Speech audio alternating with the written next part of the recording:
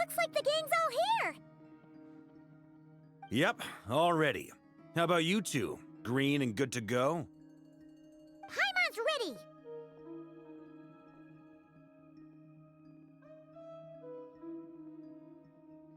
Great, let's get rolling then. Great. Well, first things first. Wait. Someone's here. We heard your footsteps. Although... You've been here for a while now. I take it you followed the Traveler, but I don't sense any ill intent in you.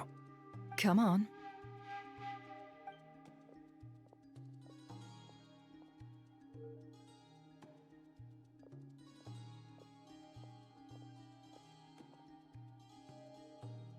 I figured it wouldn't take you long to notice me. I come bearing news from my lady, the knave. Dottore went through the motions of returning to Snezhnaya, but it was obviously a facade. However, he has not returned to the Kuvaki Experimental Design Bureau, nor has he made an appearance in Nasha Town. Well, in that case, he'll be in his lab way up north. I always wondered why he applied for his own private pad. He was planning this all along. Tell them that Sandrone and I will go on ahead. If they still intend to pursue this matter, they should meet us at the research center in the northern tip of Nod-craya.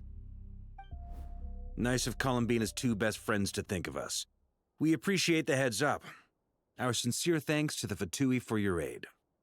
Lady Damselette may have left our organization, but at least some of her colleagues remain genuinely concerned for her well-being.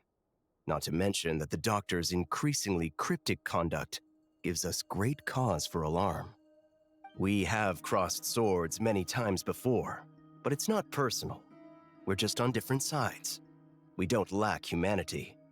And so, as fellow friends of Lady Damselette, it's only right that you should be in the know about this. Arlecchino's situational awareness has saved us a lot of trouble. I'll leave the map here with you.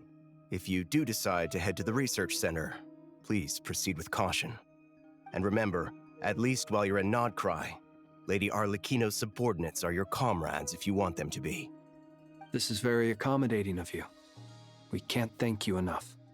Just doing my duty. I shall take my leave now. If you need us, you'll find us at the Experimental Design Bureau.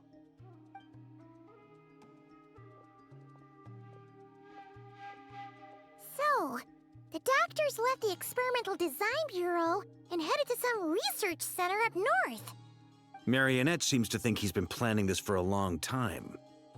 But when did it start? Before he even arrived in Nod-craya? It seems his loyalty to the Tsaritsa is lip service at most. Behind the scenes, he may even be working against her. Whatever his motives, we know that he's decisive and incredibly ruthless. Facing him unprepared would be a recipe for disaster. At this stage, it's difficult to predict his next steps. I suggest we split into two groups. We need some people to stay behind and guard Nasha Town. Well, as much as I'd love to help, infiltrating research labs isn't really my area of expertise. But at least take Cool Your Jet's Ducky with you. It should be some help during the battle. And as for Miss Inefa, I suppose you will stay to protect Miss Aino? Detecting operational logic. Protect Aino. Priority. High. Just in case, Servarka, I think it would be best if you stayed behind as well. You can leave the research center to us. I mean, I would have said the Knight of Berea should probably be out on the front line, but okay, fine. Leave Nasha Town to me. Be careful out there, okay? If things get out of hand, fall back right away. Yehodo will be on hand to assist you. In my absence, she can handle any intel gathering work. You got it, boss. You guys make sure to get back here in one piece, all right? We will. Things are moving fast. We'd better head off soon if we hope to keep pace. So, it's infiltrate a secret research facility, or... Yeah, all right. Paimon will help out here instead. Sounds like it's gonna be a pretty intense fight. We all have to bring our A game here. So, anything you need to wrap up before we leave?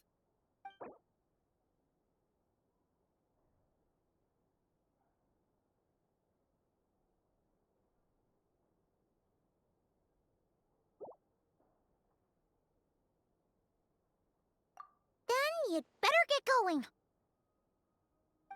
Very well.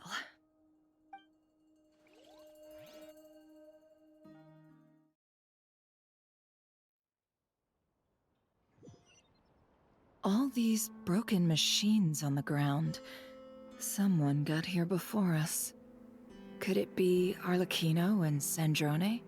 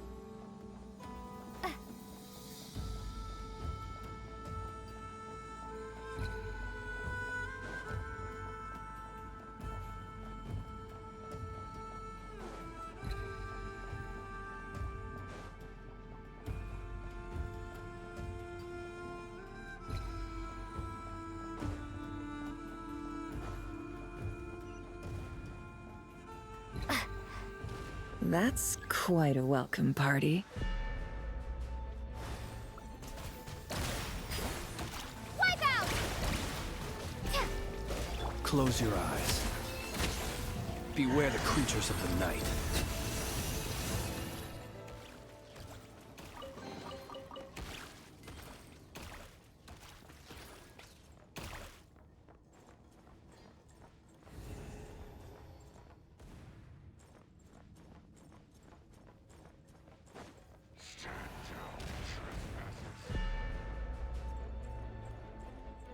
Get back! I said get back! Do you hear me?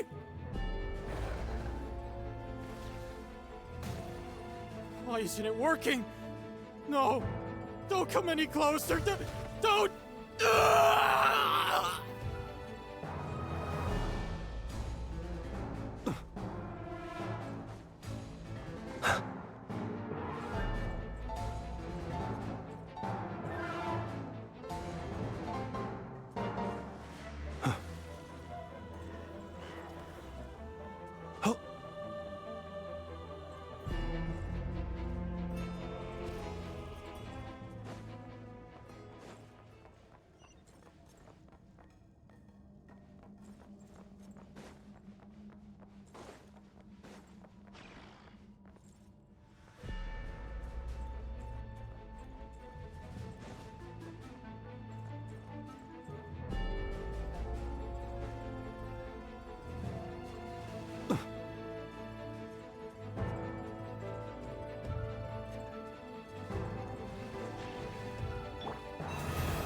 With one heart, we pray.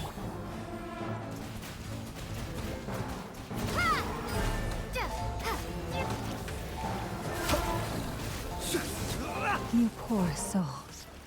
May your spirits find peace. Grab that key on the ground.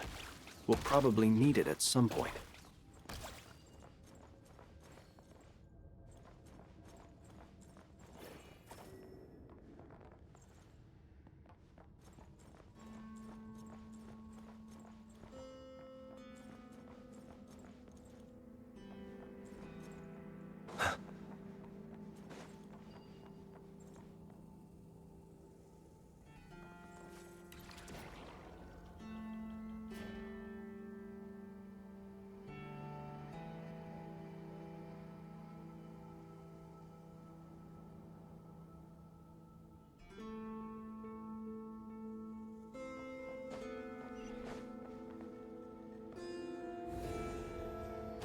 Watch out!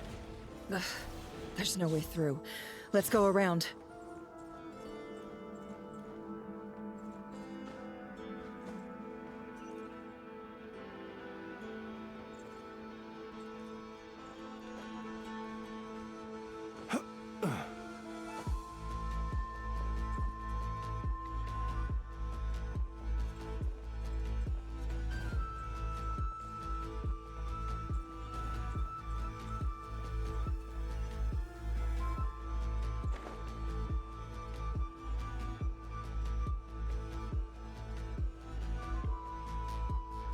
What the?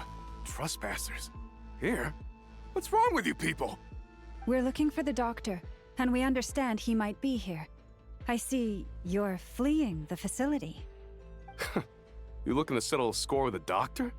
Good luck with that. I don't think you have many chances left. Perhaps. But you might have a chance to live if you start talking. 2 other harbingers had the same idea as you. They're already inside. But what good is it gonna do? The doctor wouldn't do something like this unprepared. Seems to me that you're not too thrilled about being his subordinate. Also, is it just me, or do I sense monsters nearby? If you'd prefer their company to ours, that can easily be arranged. We need to know what the doctor is up to. Please, if you know anything at all, tell me. This is about more than us versus the doctor. His actions could have consequences for all of Nod-craya. And perhaps even your homeland, Snezhnaya.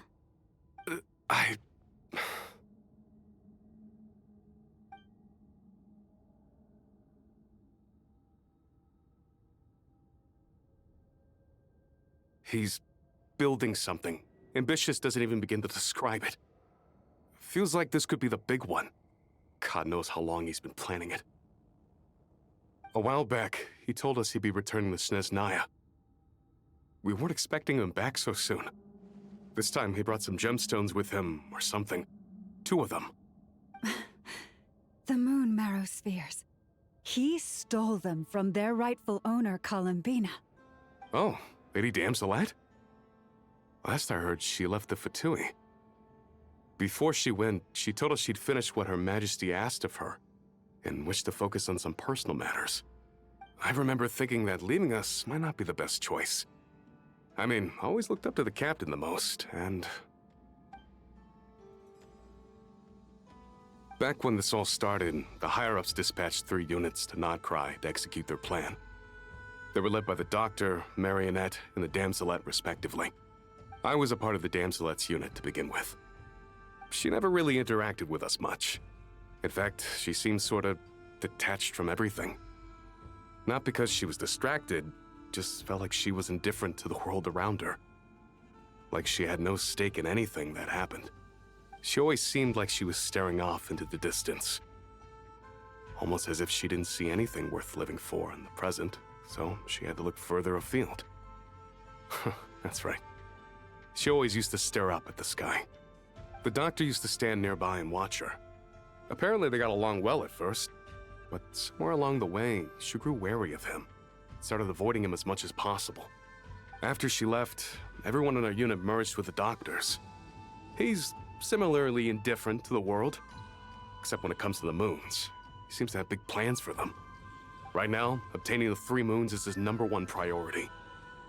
He even said if he can only get his hands on 2 of them, he'll create a 3rd one himself.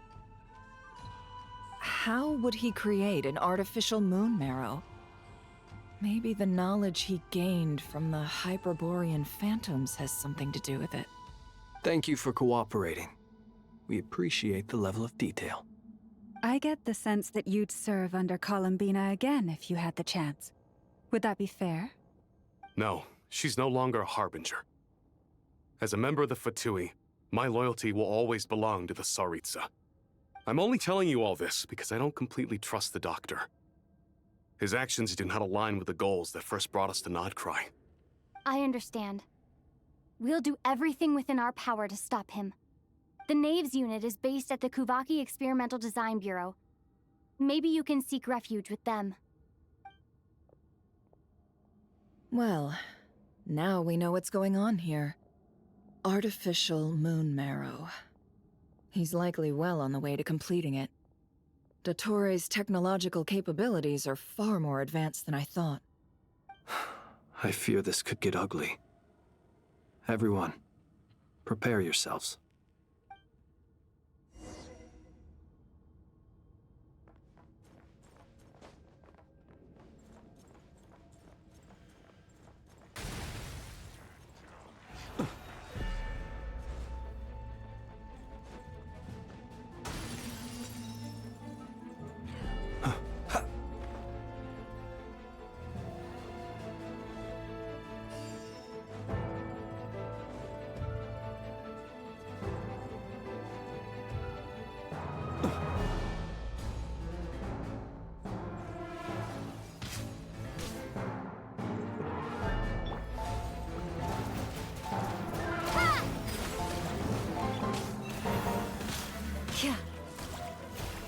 The mystery unravels. Can't hide the truth.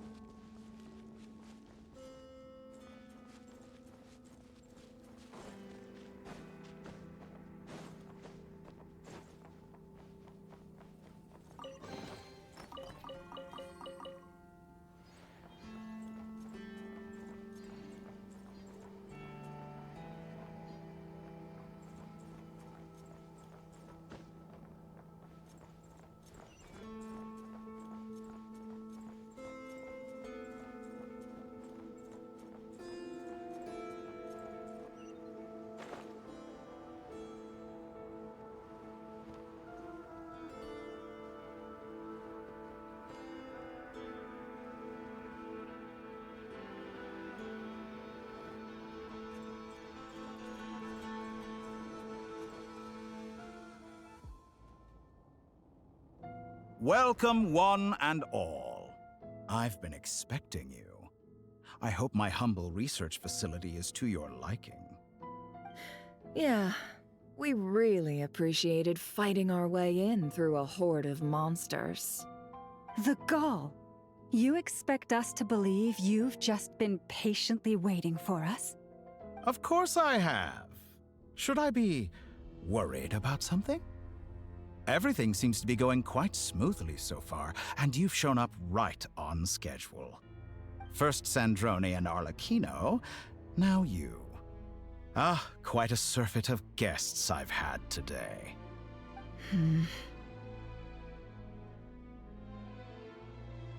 If you were looking for them, I should probably mention that Arlecchino disappeared as soon as she entered the facility.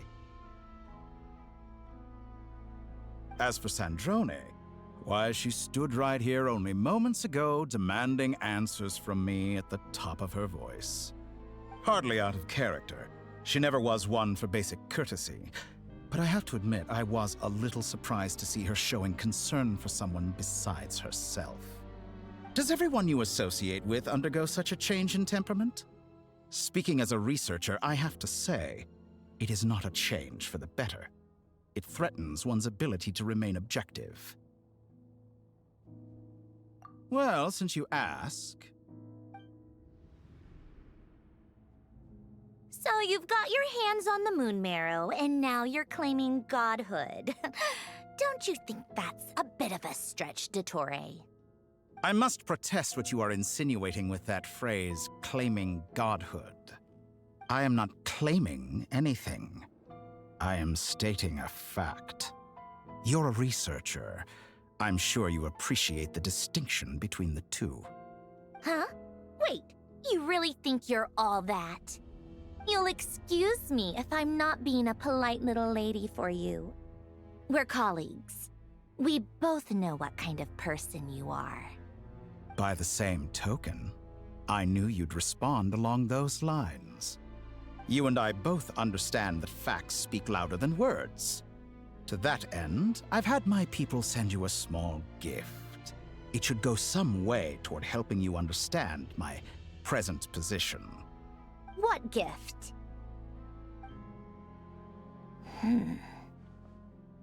Where have all your troops gone? Who knows? Perhaps they are already marching toward a new world, following in the footsteps of an unknown god. As vulgar and arrogant as you may be, dear Sandrone, I have no intention of taking out my displeasure on your subordinates. They will enjoy equal rights to my own. You sent your people to the Experimental Design Bureau? That's the Tsaritsa's property. Yes, and I am very mindful of Her Majesty's instructions. But you know full well that they do not conflict with my present goals. In which case, all I'm doing is conducting another one of my experiments. Is there a problem with that? Now then, you have a judgment call to make. Am I simply lying to stall you? Or is it possible that every word I am saying is the truth? In which case, your subordinates really are in danger. So now you've turned on fellow Fatui soldiers. You're completely insane. I have set a new rule for myself. Each person gets one chance. Naturally, that includes you, Sandrone. If you wish to leave, I won't stop you. We are colleagues, after all. Scumbag!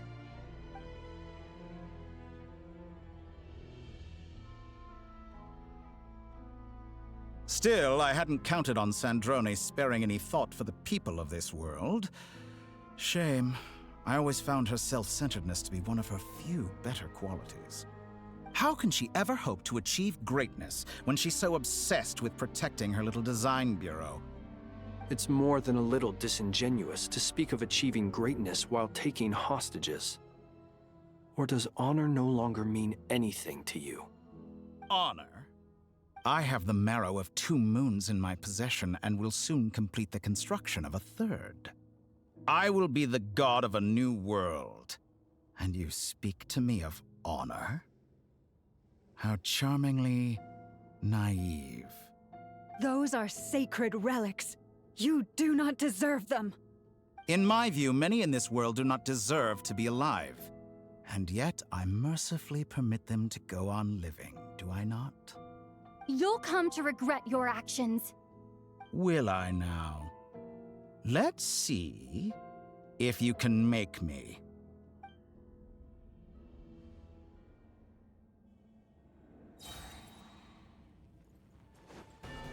Leave this place. By the frost moon of all. Bombs away! The deception ends here. It all falls into place. It all adds up. Forest, protect us. With one heart, we pray.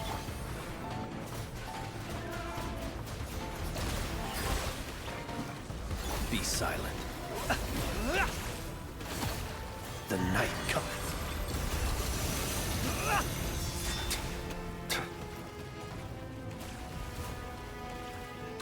Arlecchino! Thanks for the assistance. Arlecchino? They see you as an ally? What a farce. You're clearly here to destroy my research, not me. I'd say your research is more valuable than your life. Am I wrong?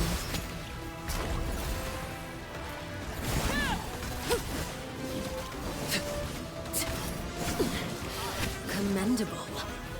This is where you fall. You poor lost lad, by the frost moon of old.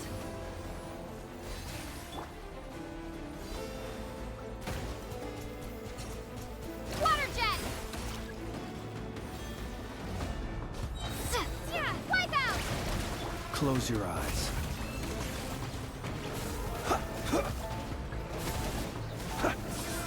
Observe.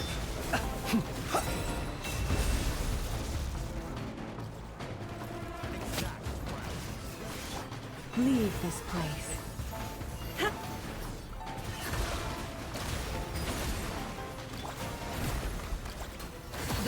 mystery unravels. It all adds up. Ha! Let's see what you're made of. You can't hide the truth.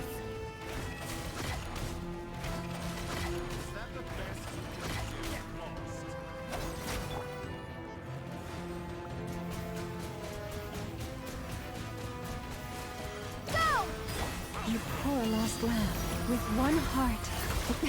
A grave transcript. It all adds up. Seek within. Let's see what you're made of. Dottore is too powerful with the artificial moon marrow in his arsenal. Fighting him is futile. Quickly!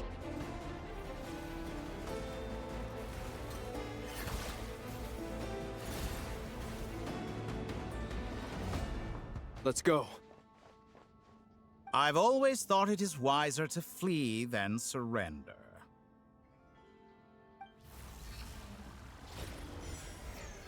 Watch out! What the? Forget about me! You should... Where's the traveler?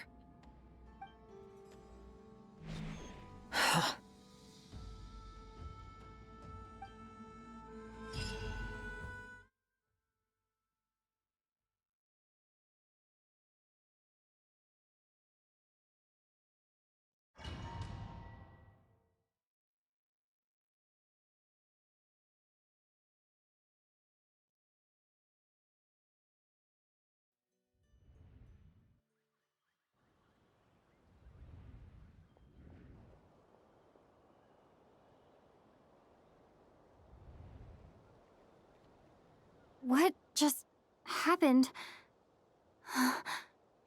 Nasha Town? How did I get here? Strange. I remember being trapped by Dottore during the battle, and now, all of a sudden, I'm here.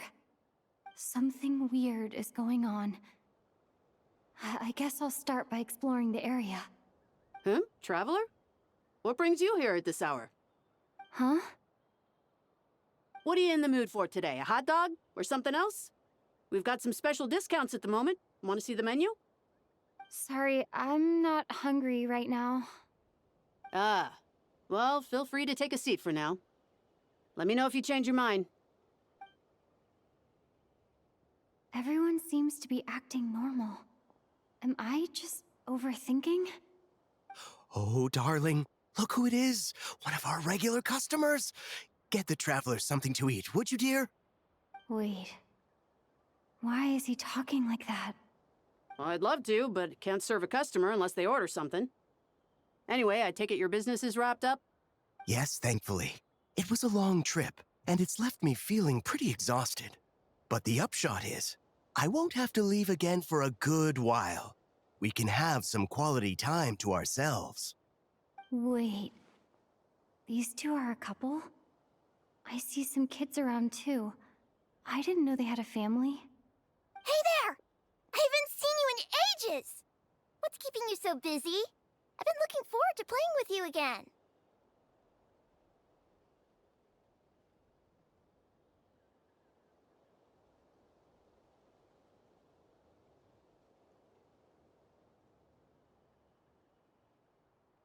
You forgot already? You're silly. Daddy brought you over to our house recently. We had some snacks together. What is she talking about? We've had a lot of customers over the last few days, so we've been real busy. And like my mom always says, some people are more than just customers. They're friends. Oh, another customer's arrived. I better go see what they want. This is all wrong. I never once heard the owner of this restaurant talk about their family. It certainly isn't a family-run business. And that child, I don't recognize her at all. Could this be a false memory? Very good. I knew you had it in you.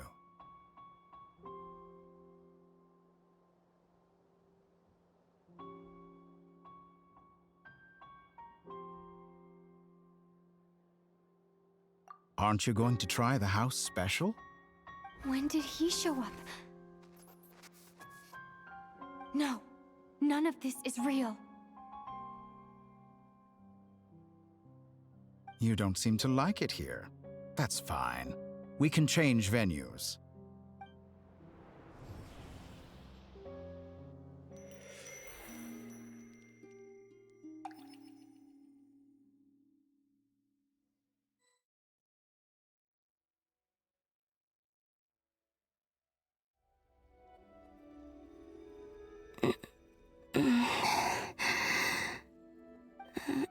I'm still alive. Where is this place? It took all my strength to open the moon gate, and then I leapt into it. So this is the moon's reflection? The mysterious realm beyond the gate?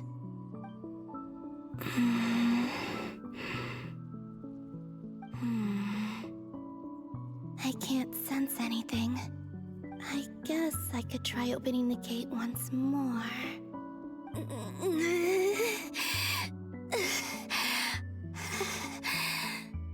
No response. Maybe this space can't be opened from inside. If this was the space that killed both Revier and his lover, then why am I unscathed? Or... no, I'm not unscathed. Even the air here feels frozen in place. There is nothing here with which I can restore my power. I should conserve my strength and proceed with caution.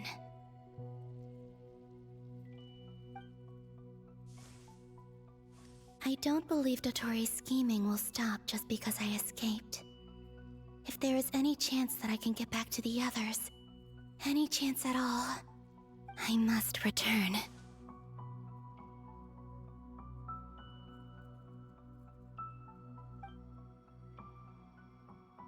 Emptiness, silence.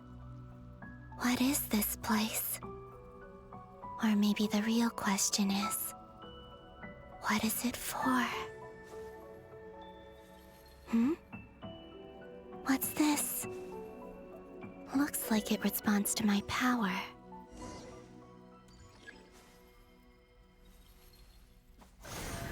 Golden. Like Kuvaki. Is it some sort of guide? And why does it feel so familiar? I might as well follow it.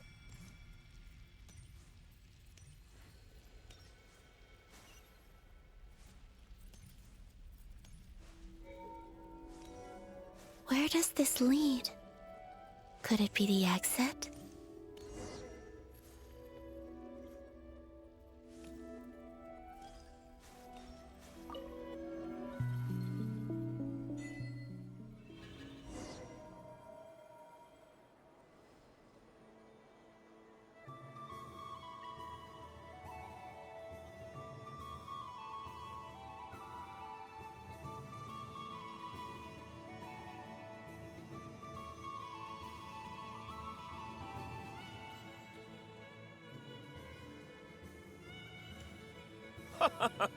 Welcome home, Moon Goddess. Is this Nasha Town? But isn't Moon Prayer Night over already?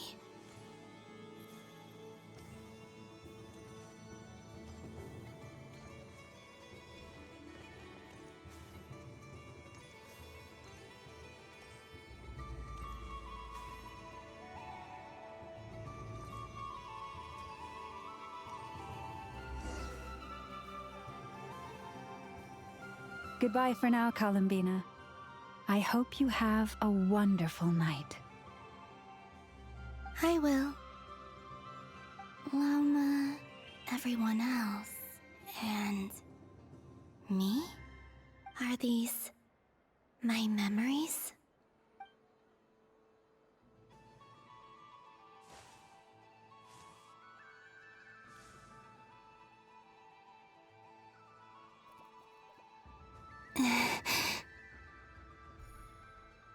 I can't touch them. It's as if we're separated by some impenetrable power.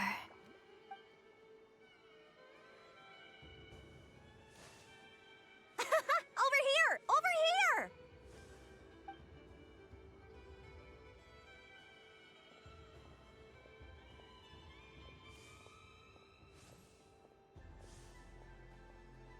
But the people in these memories pass right through me. Just like when I disappeared. If only I had known what would come to pass after that.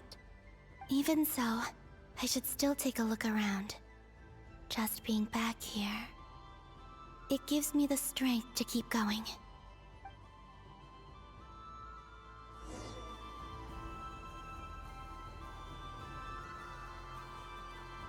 Welcome home, Moon Goddess. Oh, you're the genuine article. Alice was right. This moon prayer night was worth watching after all. Oh, yes. That was the fortune-telling stall run by Barbeloth from the Hexen Circle.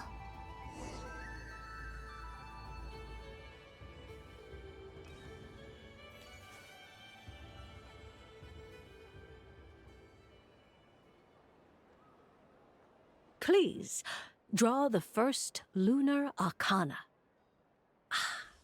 This represents destiny and is the foundation for the divination as a whole.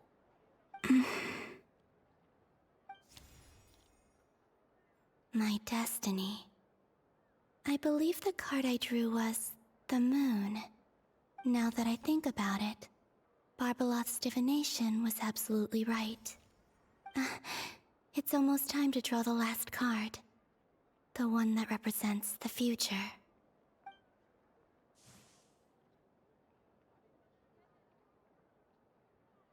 That was the card that popped out on its own.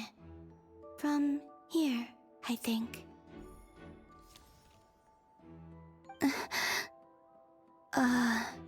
Kuvaki Pulse? What? Fascinating. I've never encountered this before in my role as a diviner. What's going on? Did that card leave the deck? Because of my influence? All I did was try to touch it, and then... Maybe this memory space is not untouchable after all. Are there weak points in the barrier? Or... is it possible that there's more to this space than my memories alone? This card is death. I need to get to the bottom of this. I'll try touching something else.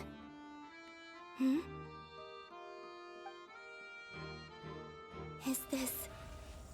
the wind? No, it's gravity. It's pulling me outwards. No, Traveler!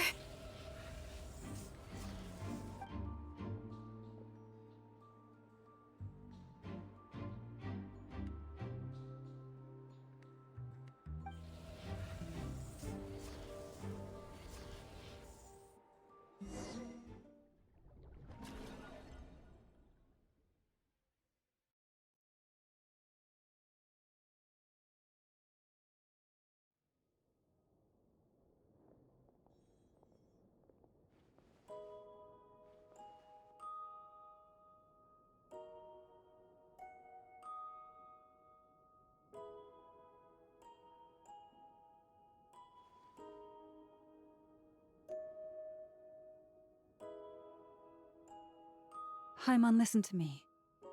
From the bottom of our hearts, we are so sorry. We completely understand how you must feel. The Traveler is trapped, and we all feel responsible for it. Don't say that! Haimon's not a little kid! You didn't leave her behind on purpose! There was nothing you could do! But... she's all alone in there! What if something happens to her? What are we gonna do then? We've barely spent any time apart since we met.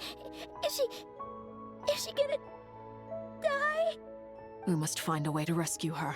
We were all involved in the operation where she was captured. and we do not abandon our comrades. That being said, it won't be easy.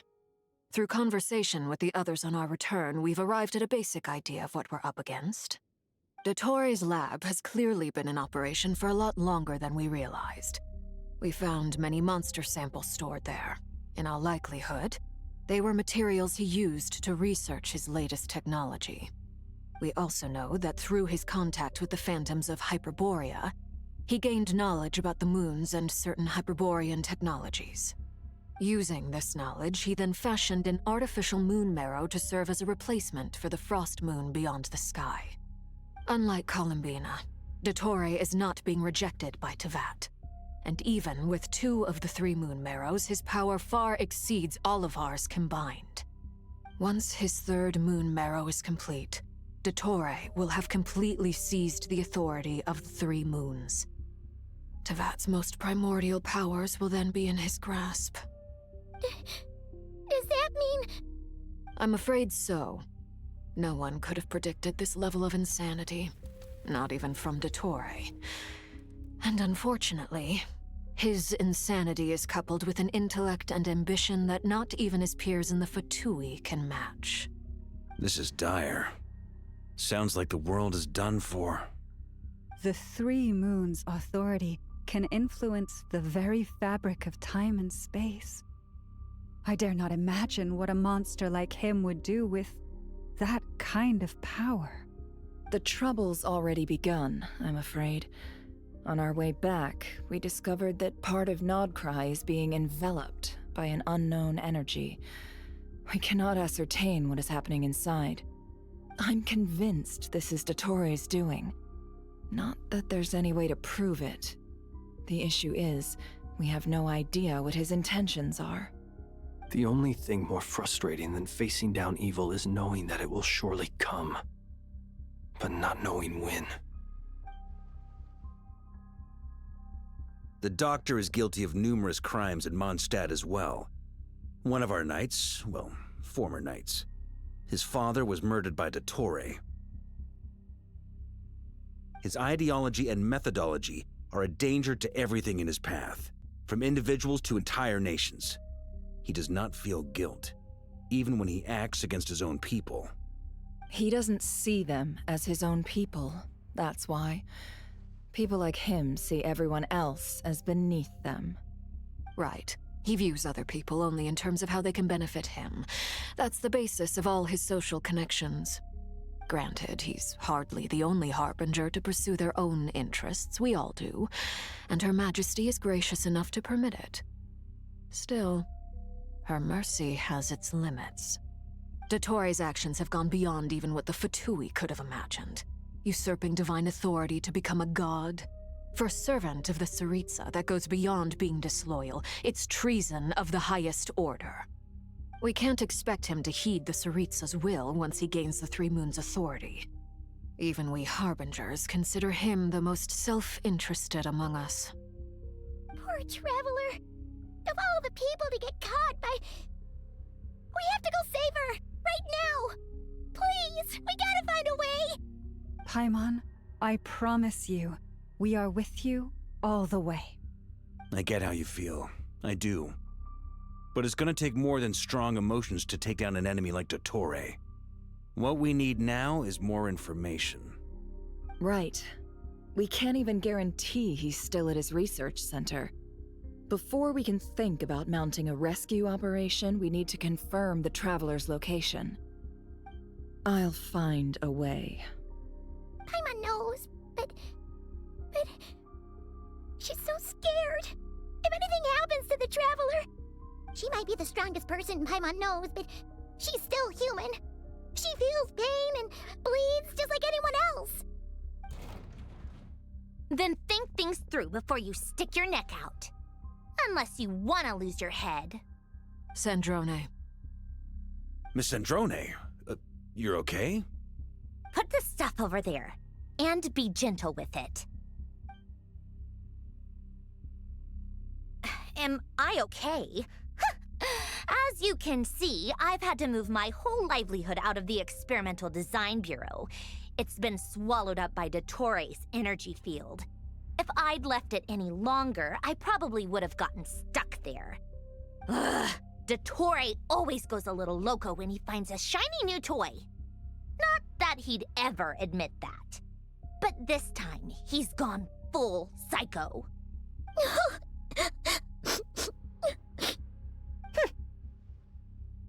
Just go ahead and cry already. Sorry.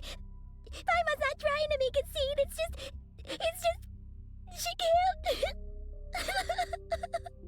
Oh, Paimon. Let it all out. There's no shame in it. When you're overwhelmed by fear and despair, crying can help get it out of your system. You'll feel better for it. Okay then, while the baby of the group is having a moment, how about the grown-ups get to work? Give me your hand. You've made a discovery? Polonia, scan.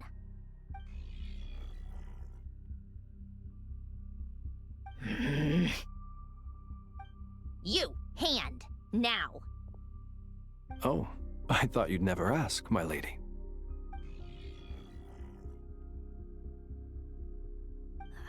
Curses! You're next, then you.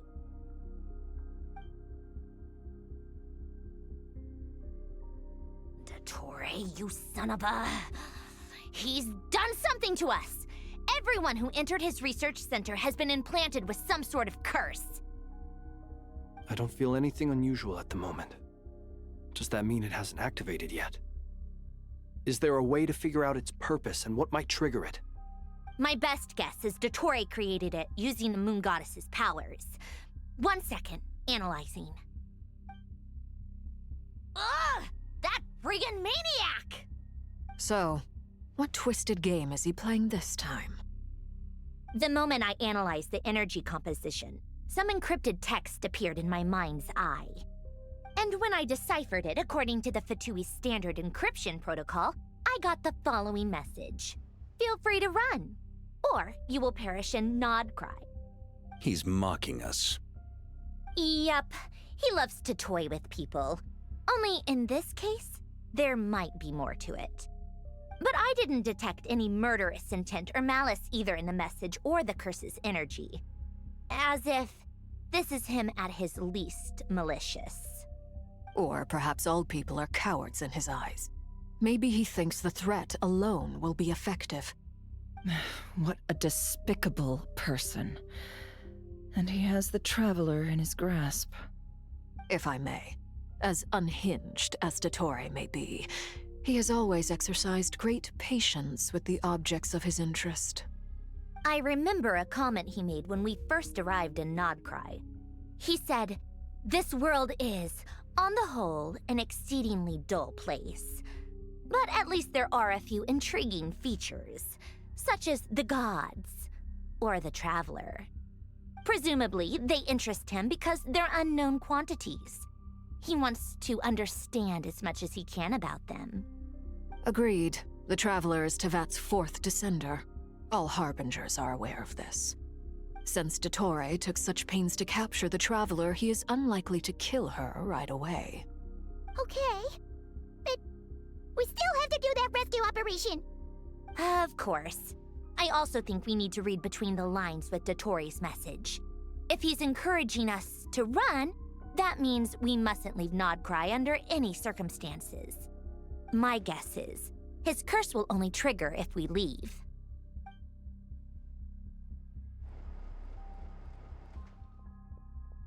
We've discovered multiple energy fields.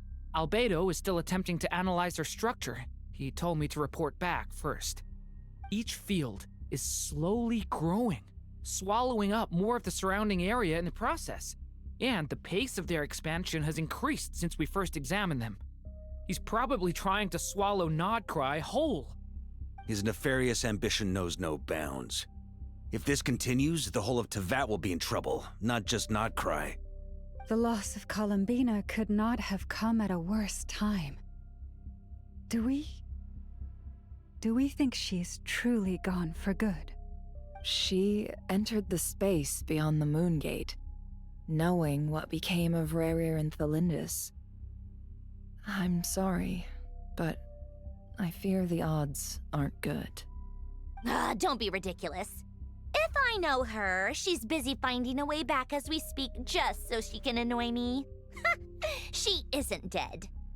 Whatever has become of her, the fact remains that we are two comrades short on the eve of a decisive battle. We need to find out the Traveler's location. But there is also other work to be done. Agreed. Whatever Dottore planning, we have to get the local populace somewhere safe. So, as well as a rescue mission, we have to organize a mass evacuation at the same time. It would be best if someone could approach leaders of neighboring nations and negotiate emergency asylum for Nod-crai's inhabitants. Can anyone handle that? Snezhnaya is one option. I'll see what I can do.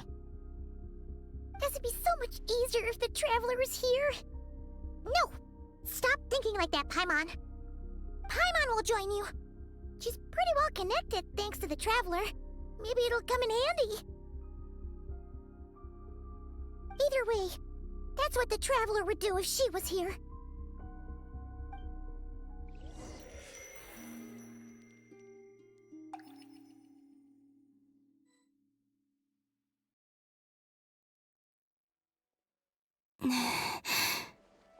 Back here again. That gravitational force that pulled me back. Is this where it came from? When I saw that memory of Moon Prayer Night, I think I influenced reality. Was it just a coincidence? Or if only I could have sent the others some kind of warning on Moon Prayer Night. Maybe we could have stopped Dottore. I feel so heavy. Does entering that space consume a lot of energy? Well, even so, I have to keep moving forward. Back to emptiness and silence again. I should try and find my way back inside that memory.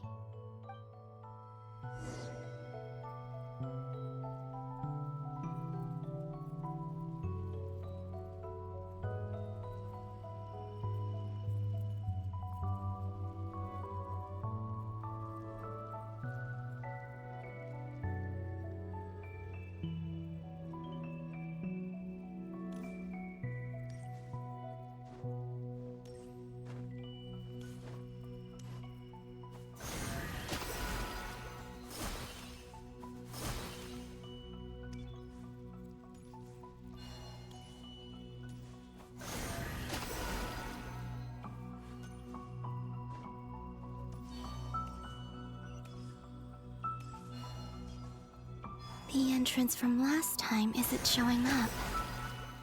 What am I? Looks like I need to gather these scattered fragments.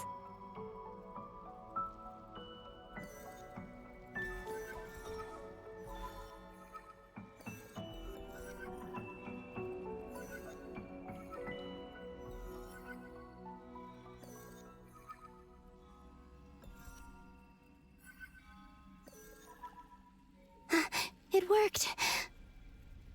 Hopefully I can stay inside for a bit longer this time.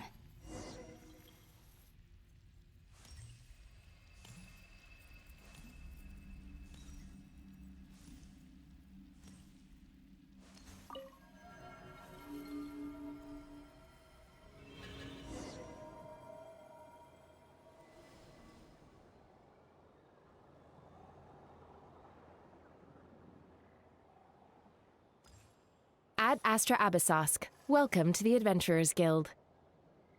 What? This doesn't look like Moon Prayer Night.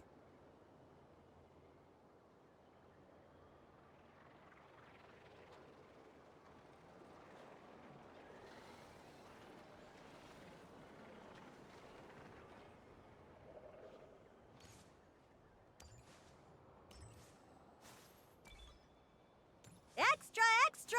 Latest issue of the Nasha Express! I don't think I've ever been here. Maybe this space isn't comprised of my memories after all. There aren't any festive decorations around. Is this Nasha town after Moon Prayer Night ended? Did Dottoro's plan not affect the town? Or is no one aware of what happened because he used the Three Moons' authority? Let me see if I can influence anyone else. So, what do we do next? Wait, that voice. Paimon? The most important thing right now is to find that mage. Lauma the Traveler and Mr. Varga are here too. I'd better go pay the Fatui a visit. Traveler!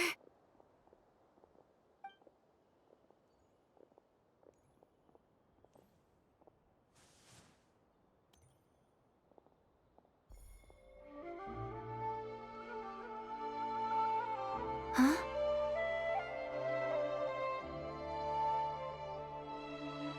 Columbina? I made contact. It's me, Columbina. Huh?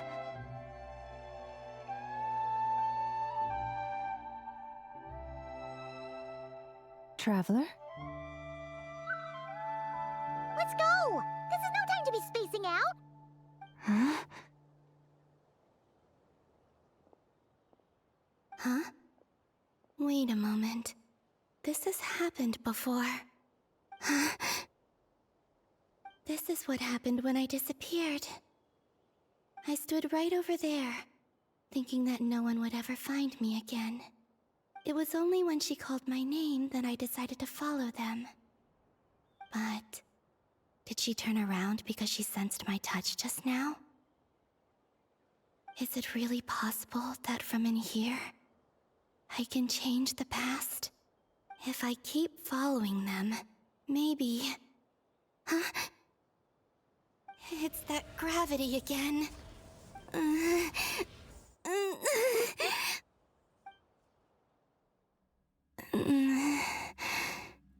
Every time I influence reality within that space, this force intervenes and pulls me back. It's as if it's trying to stop me from leaving.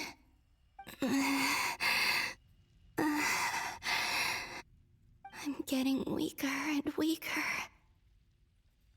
I'll just have to try another approach next time. Come on, Columbina. Keep going. You have to tell everyone what happened.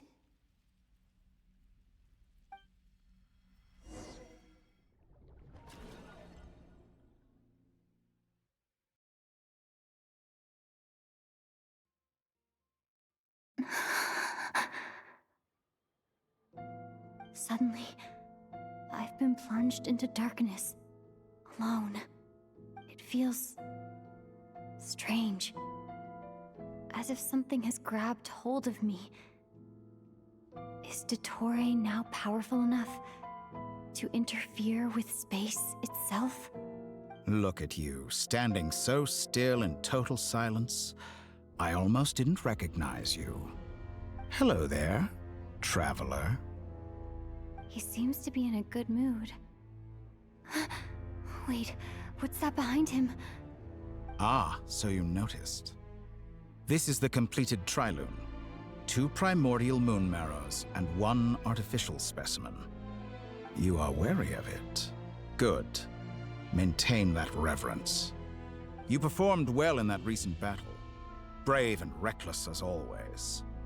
Courage is the sign of a true hero, and impulsiveness is the hallmark of those who strive to advance. I say this not to belittle you. Most creatures are far more timid by comparison.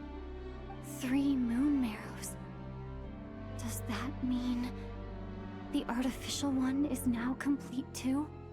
Well spotted. What do you think? For a replica I built myself, I dare say it looks the part. Dottore, are you planting illusions in my mind? I have no interest in fooling your eyes. On the contrary, I hope to show you the true essence of all that you see before you. Is this not a beautiful city? People live in peace and find joy in their work. The streets are safe. People can even leave their doors unlocked at night. You might say it is the Elysium everyone dreams of. All available data indicates your values and worldview conform with the mainstream. This kind of society should be quite to your taste. False beauty is deceitful. Lies are to no one's taste. I wonder, is it your moral standards that are too high? Or your expectations of reality? Answer me this. If someone existed in a sweet dream from the moment they were born, a dream in which they never once felt pain, which do you think they would consider superior? The dream or the reality? That's pure sophistry. It has nothing to do with your actions. As I suspected. You have yet to understand all of this for what it really is. What do you want from me? You sound impatient. Do you think the only reason I'm keeping you is because I want something from you? If it's not, then why haven't you killed me yet? No one can stop you if you're as powerful as a god. I'm delighted you recognize that fact. I believe we last squared off in Sumeru. Ah, the memories. How time flies. You and I have both grown. I'm not surprised that Arlecchino and Sandrone worked with you. You've always a way of slowly but surely ingratiating yourself with all levels of society. People laud you as a hero, but I suspect there's more to it than that. Oh, but to be clear, I don't say that to flatter you. Do you always give your opponent an appraisal before you deal the final blow? Call it a long-time habit. I'm a researcher, and one of my duties is to give an objective assessment of my subjects. But you misunderstand. We are not opponents. Not at this moment. I just want to talk. Think back to Tartaglia, Arlecchino, Capitano, Colombina, and now even Sandrone.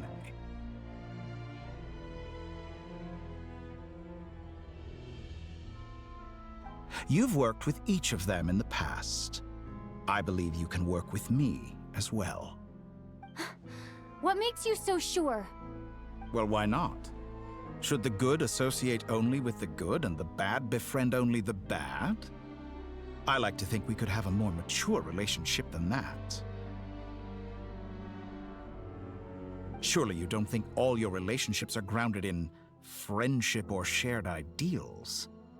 People come together because it benefits them to do so. If you think of the people you admire, you must surely admit that they have provided some benefit to you. Morality, ambition, dreams. People have plenty of words to embellish the nature of their relationships. But once you break free from those ethical frameworks, you will see that the only thing connecting the two of you is mutual benefit. And that is what I'd like to talk to you about. We're finally getting into it. He's probably been planning to kidnap me for a long time now. But for what exactly? He has the authority of all three moons. I won't be able to gain the upper hand in a fight. Best if I pretend that I'm willing to negotiate for now. You say you're a god, but you also speak of mutual benefit. What could a god want that the three moons cannot provide? Excellent question. But before I answer, I would ask you the same thing. Gaining Colombina's allegiance was a rare and extraordinary feat. But the Moon Marrows are now in my hands, and I have the edge over her. For this artificial moon is not being rejected by Tevat.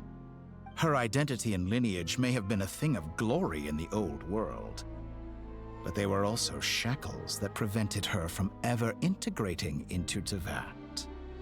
I, on the other hand, you may view me as a thief, but I have overcome that limitation. So what is it that the three moons cannot grant you? What stops you from negotiating with me to get what you want? I don't make deals with lying psychopaths. That's quite an accusation. Are you expecting me to get angry with you? Well, this is one aspect in which my personal growth has served me well. In the past, My less mature self might have been disappointed, perhaps even angry, over a small setback like this. Like when you and Lesser Lord Kusanali joined forces to oppose me, for example. But things are different now. Just as the rich do not quibble with the poor, I no longer find myself perturbed by these trivial affairs. Human relationships end with conflicts of emotions and interests. But relations between humans and gods are different. And ours is even more unique. I have ascended to the highest heights and laid claim to unprecedented horizons. And you were no ordinary person to begin with.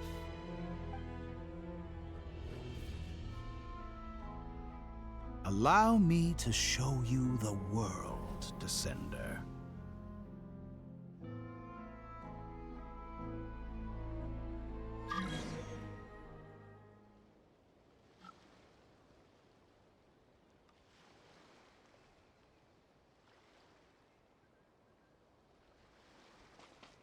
To stand, walk, jump, sit, and lie down.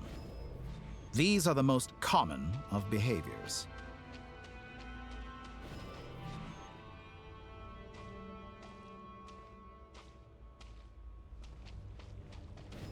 Have you ever wondered why we were born following such laws?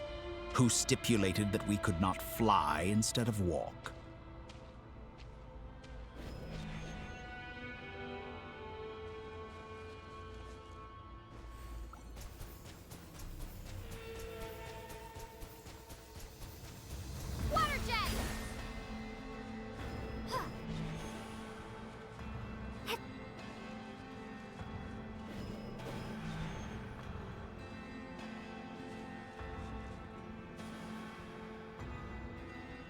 Someone of your talent and experience must surely know of the 4 great rulers who serve the heavenly principles. They govern life, death, time, and space.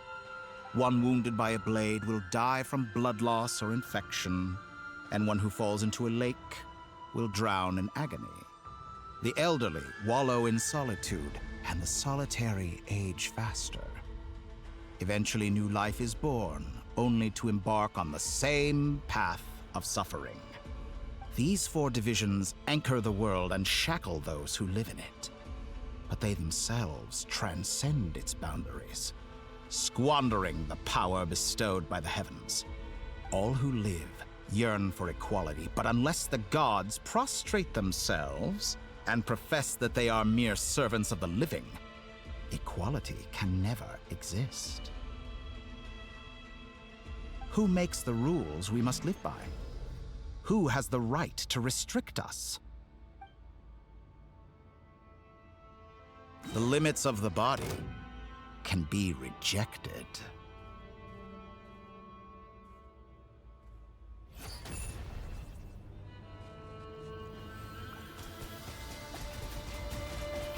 Water jet! Yeah!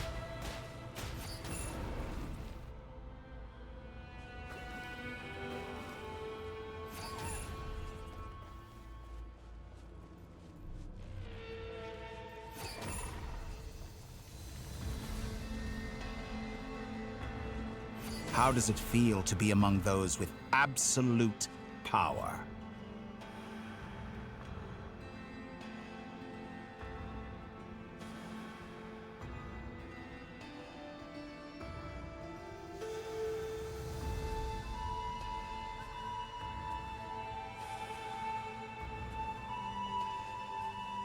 You cannot conceive the extent to which your flesh hinders your mind and spirit.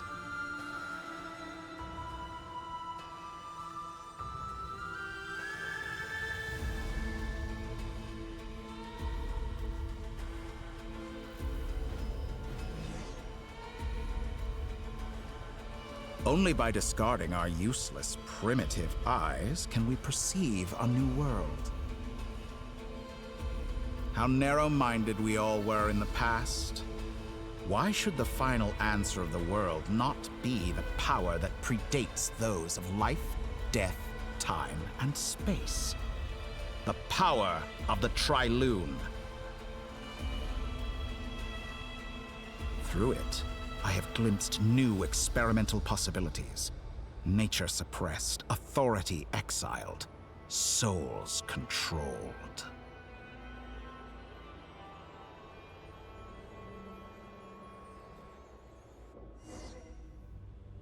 You know, I heard recently that a group of critics reviewed countless stories and drew an interesting conclusion. They found that it is more often than not the villains who strive tirelessly to push the boundaries of progress.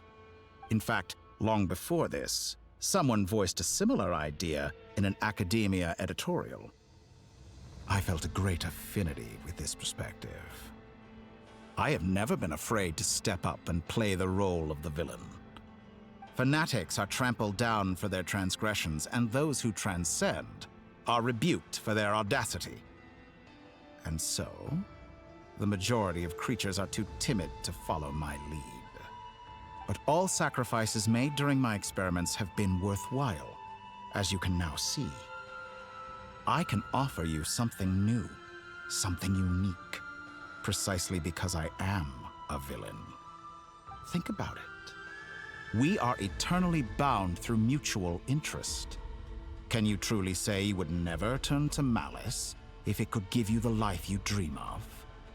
After all, what value do perfection and purity really have? They are fragile and feeble things, utterly tedious.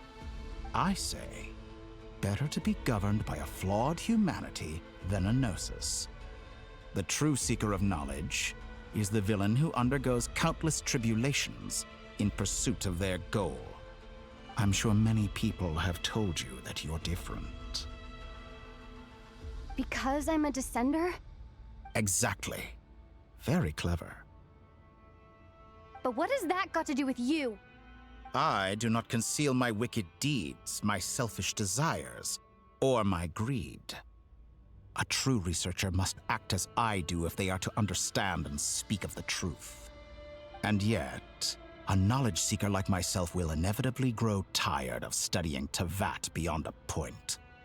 You have traveled to all corners of the world and met many people.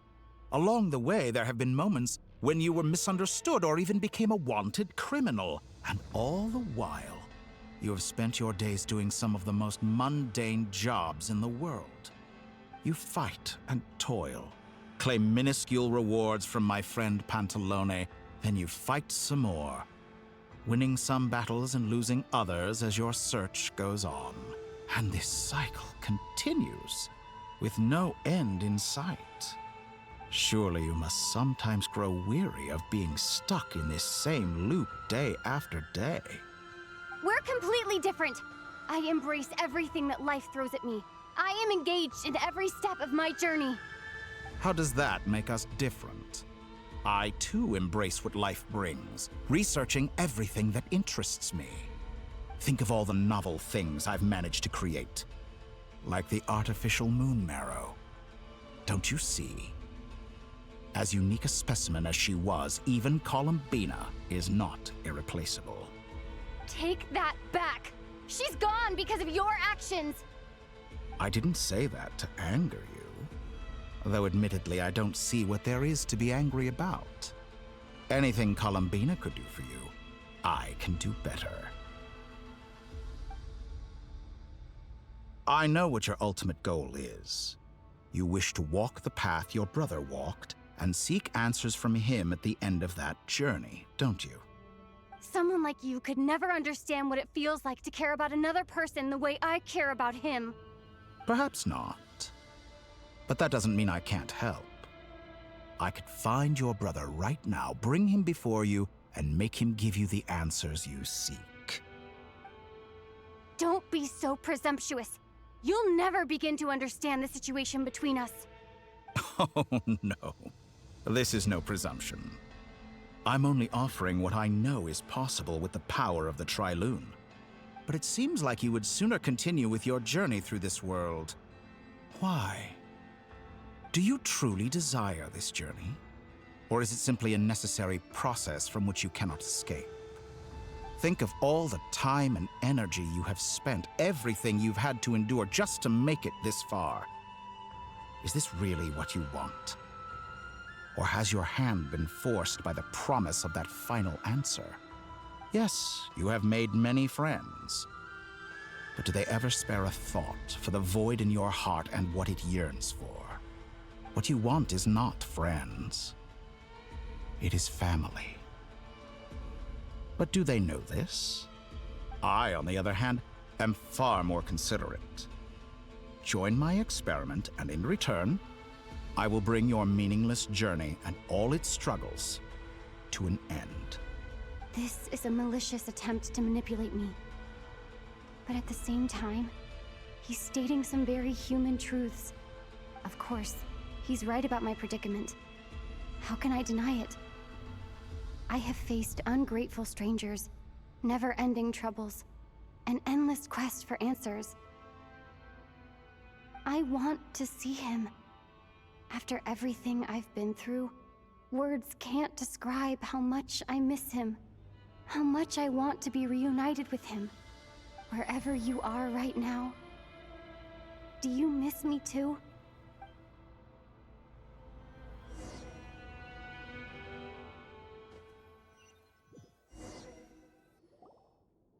All right, everyone. Our next mission is clear. We need to contact all the major organizations, explain the situation to the public, and then begin the evacuation. The residents of Nod-craya are quite dispersed. The two most populated areas are the Southern Isles and Pyramida.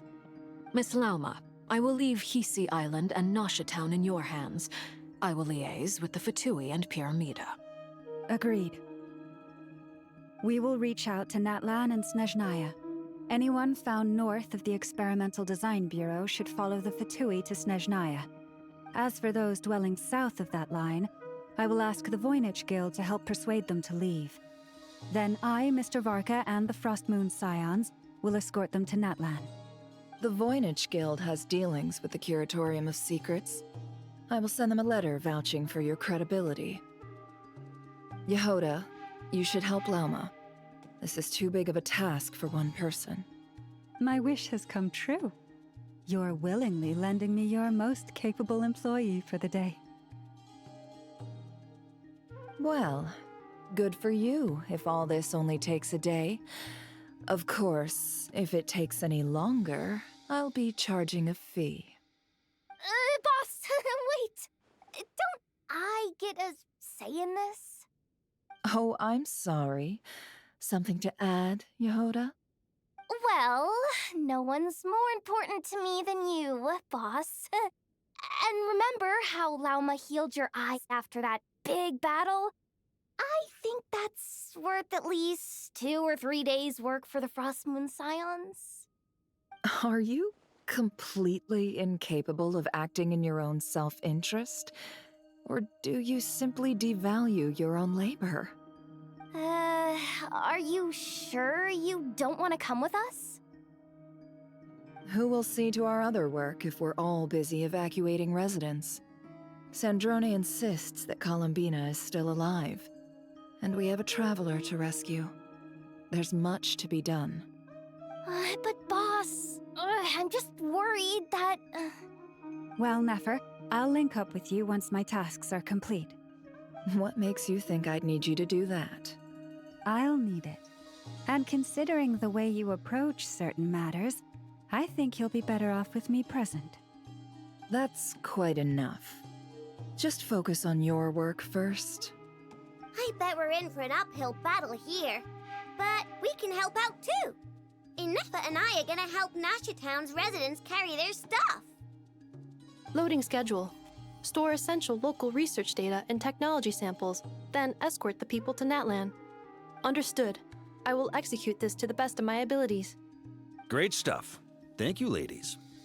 I've contacted the Light Keepers. A colleague of mine will join us shortly. I will persuade them to conduct a thorough search of the region to ensure that no civilians get left behind. As for me, I guess I'll be making an early return to Sumeru. I think it's important that someone informs the Dendro Archon of what's going on in Nod-craya. Roger that. Someone should inform Mondstadt, too. Mr. Duran, can I trust you to handle that? I think you fly faster than any of us can run. As an added incentive, get there fast enough and I'll see about getting your gliding exam waived. Really? Ha! Mission accepted, sir. I intend to stay behind and help Miss Sandrone with her research. She has some alchemy-related questions that she'd like me to explore. She recognizes your expertise, then. I wish you a fruitful collaboration. Thank you. In truth, I was surprised to hear her express an interest in subject matter outside of machines. I believe she has been investigating some Fontanian technology recently. She made a point of bringing the relevant materials with her when she left the Experimental Design Bureau. She's sorting through everything in her room as we speak. I should mention that we have one other friend who isn't present. He hasn't made his position in all of this clear. But if we know anything about him, he's likely investigating on his own. Paimon's been very quiet today. But I know how close she and the Traveler are with the Natlanese. She should come with us to the border. Okay. Paimon will do her best. Make sure to heed Sandrone's warning. Many of us have been cursed by Dottore. As such, under no circumstances should anyone cross national borders. Remain within Nod-craya. That aside, personally I have faith in Columbina. Things look grim, sure, but who knows how it'll play out. Same goes for rescuing the Traveler. Both of them are important allies and friends. We'll be counting on you to gather intel on them, Miss Nefer. Oh, wonderful. You're all here. That voice again! Nicole? Whoa, that was loud! And it came out of nowhere. So mysterious. Sorry, this is the only way I can speak to you all right now. Please accept my apology. Anyway, time is short. I'll cut to the chase.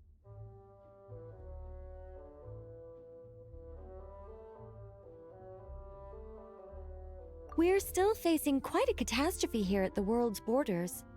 Alice has roped in every Hexenzirkel member she can get a hold of. Except for me. She told me I had to come and help you all out as a matter of urgency. I quote, "You love talking, don't you? Well, now it's finally your time to shine. Take these. Make sure the whole party gets one each. You'll be in charge of making sure everyone stays connected." Huh? Is this a Dodo communication device? Scanning. Unknown device. Analyzing. Unknown device. Conclusion. Cute. Affirmative. It is cute and good. I believe that I quite like it. This is no ordinary Dodo communication device. It's my very own special modified version, specifically...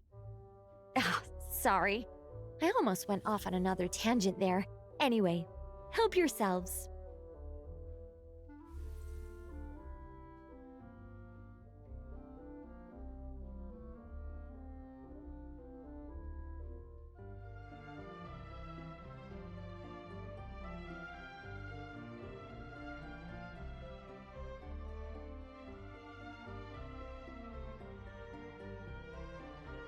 It will allow us to communicate over long distances within Nod-craya.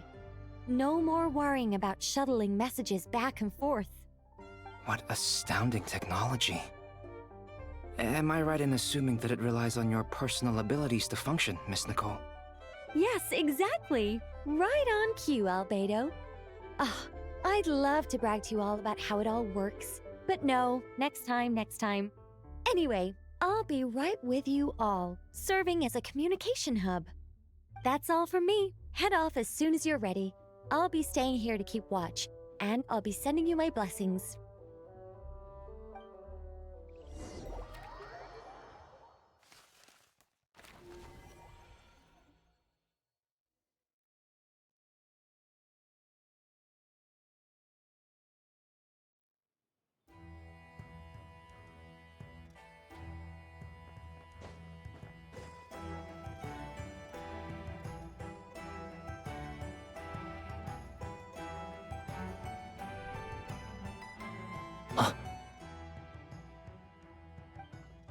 Ah, Sir Flint. Perfect timing. I just arrived myself. You are most considerate, Master Ilua. But in fact, I know you have been sitting here for quite some time. If you saw me, why didn't you say something? I was curious to see how long you could sit still for. Also, shouldn't you have managed to sense me approaching? That would be a first. You always seem to appear out of thin air without making a peep. Also, how many times do I have to tell you not to address me as master? I don't qualify. I beg to differ.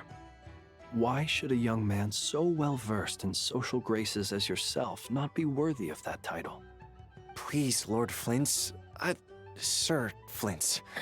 I'm begging you, don't flatter me into complacency like you do with everyone else. You understand me better than most. My newest acquaintances tell me I love complimenting others. What do you think? I think they don't understand why you do it. You just love puffing people up till they're a big, happy ball of hot air that floats away into the sky. In all sincerity, I can only hope that they bring good tidings when they come back down to Earth. Is the situation that bad? We just held a strategy meeting. Let me fill you in.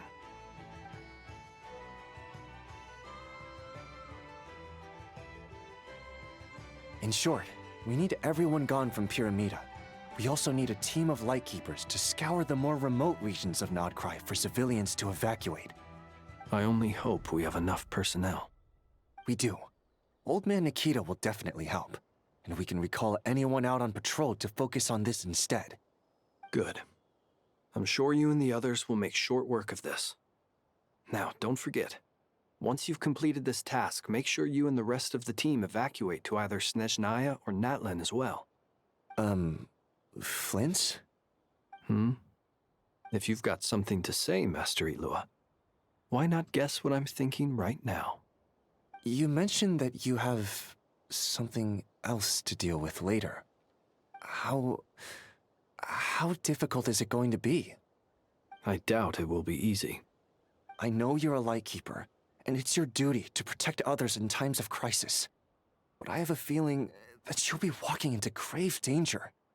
However bad things have gotten in the past, Nod-craya has never faced a mass evacuation before. But from the sounds of it, you don't intend to come with us. I don't mean to pry, and it's probably none of my business. But whatever it is you're intending, you don't have to go through with it, you know. I've been afflicted with some sort of curse, and I'm told it may well trigger if I set foot outside of Nod-craya. As such, I cannot leave. I have to act, if for no other reason than to fight this curse. What? No. Why? Why would anyone want to curse you? There are plenty of people out there willing to trample over others in pursuit of their own goals. Frankly, Sir Flint, I am furious. You're making light of what is an incredibly serious situation. Indeed I am. And? And what? I told you, I'm furious about this.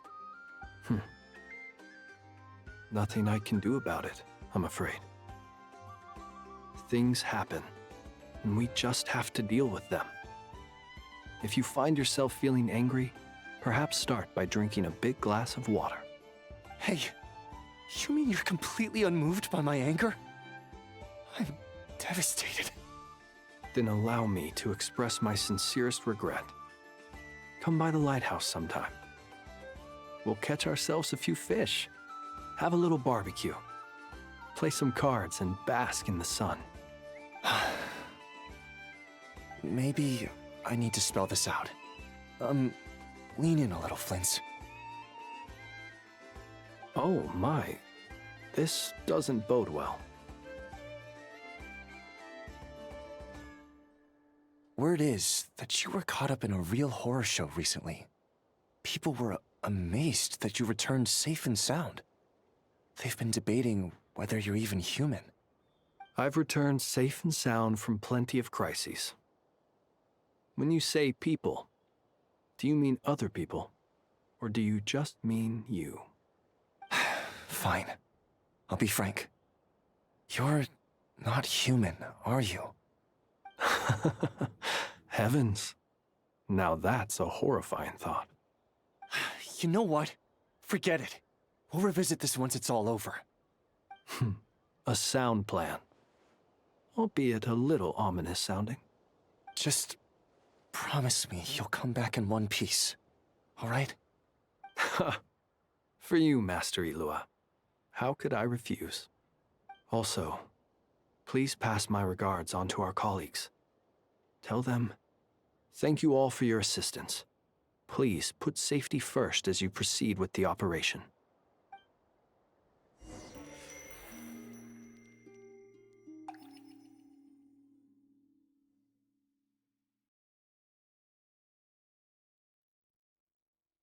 I have to keep searching for a path toward reality.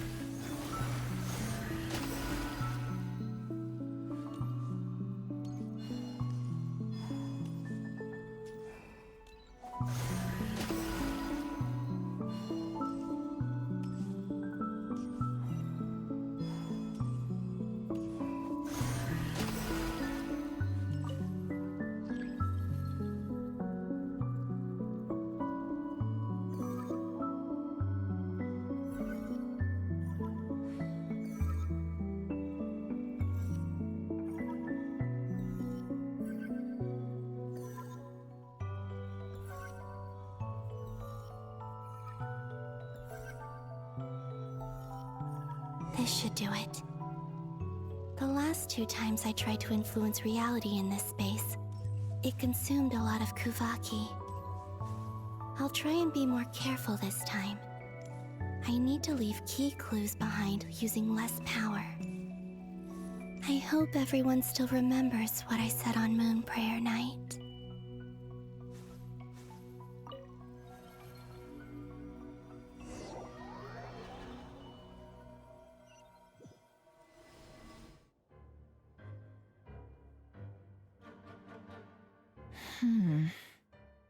Nothing here either.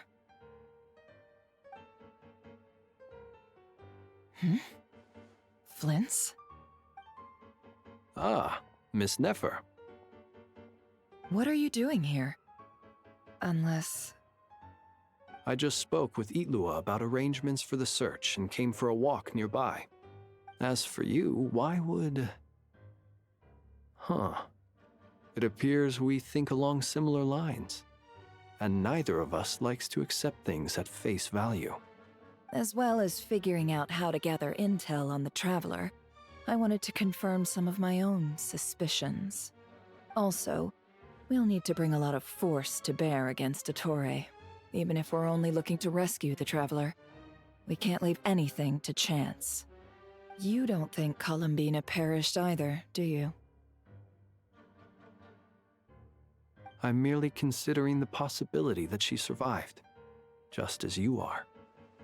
How much can we really know about a deity like her anyway? Do you remember what she said on Moon Prayer Night? About using moonlight to send messages to us? Of course. I think that's why we're both here. Where have you checked so far? I've been focusing on the outdoors. Anywhere the moonlight shines.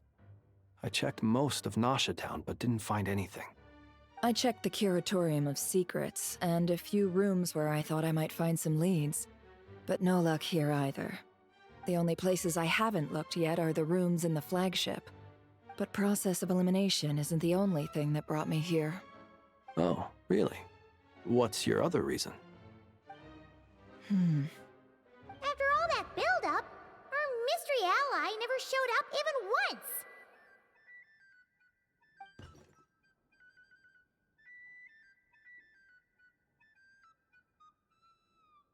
Huh? Am I imagining things?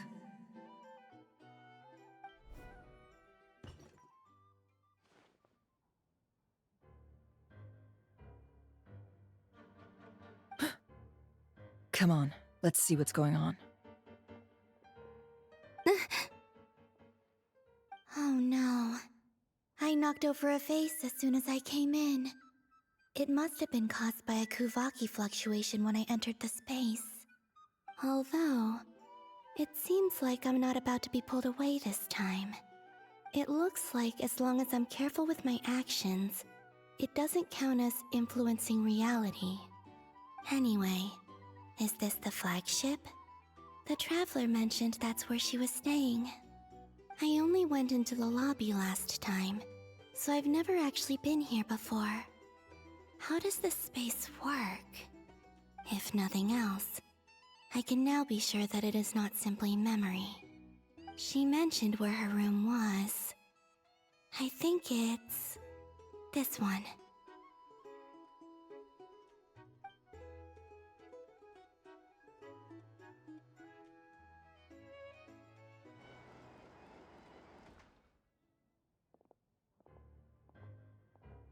The door is closed. But if this is anything like when I disappeared, then maybe...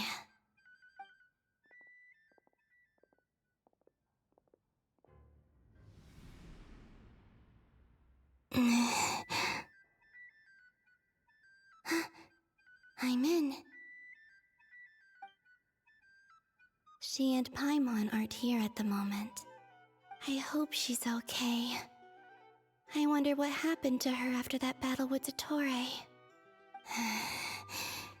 Best not to dwell on that for now. I need to try and leave them some clues.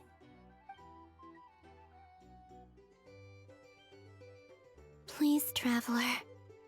I really hope you find this.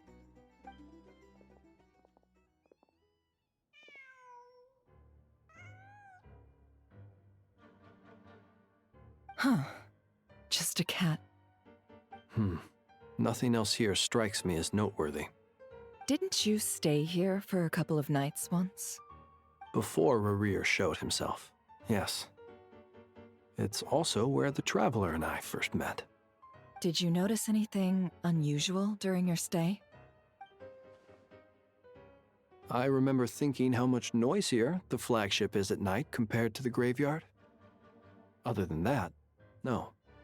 The Traveler and Paimon were most congenial neighbors.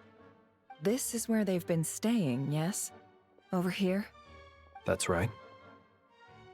I wouldn't usually condone breaking and entering, but we can make it up to them later. Focus now. I have to write a message on the wall using Kuvaki, just like I said on Moon Prayer Night. Simply open your windows on nights when the moon shines bright, and the moonlight will naturally flow towards the words I have written. Here goes. I'll need to carefully control my strength.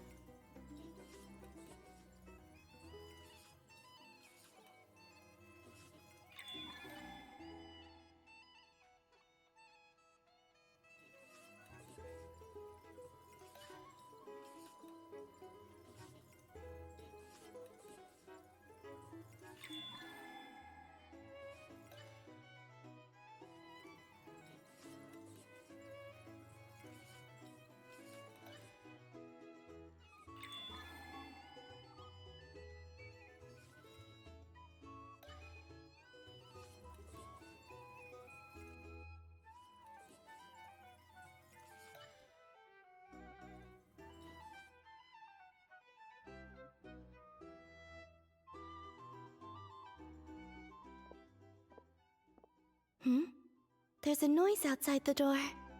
Is she back?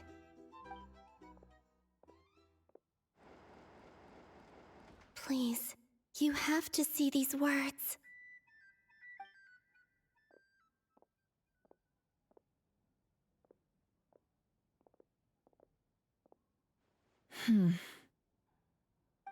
Well, do you sense anything? Unfortunately, no. And this place was our last chance. Not necessarily. We've only looked in Nasha Town so far. Miss Columbina said she would leave messages at her friends' dwellings. It's still worth checking where Miss Lauma lives and where I live. Let's try and make some time to look into those then. Wait. What are you waiting for? Oh, Paimon might have overeaten slightly. What's that look for? This is a victory feast. It's normal to eat a little more than usual. The Traveler in Paimon. It's really you. But why are they talking about a victory feast? Huh.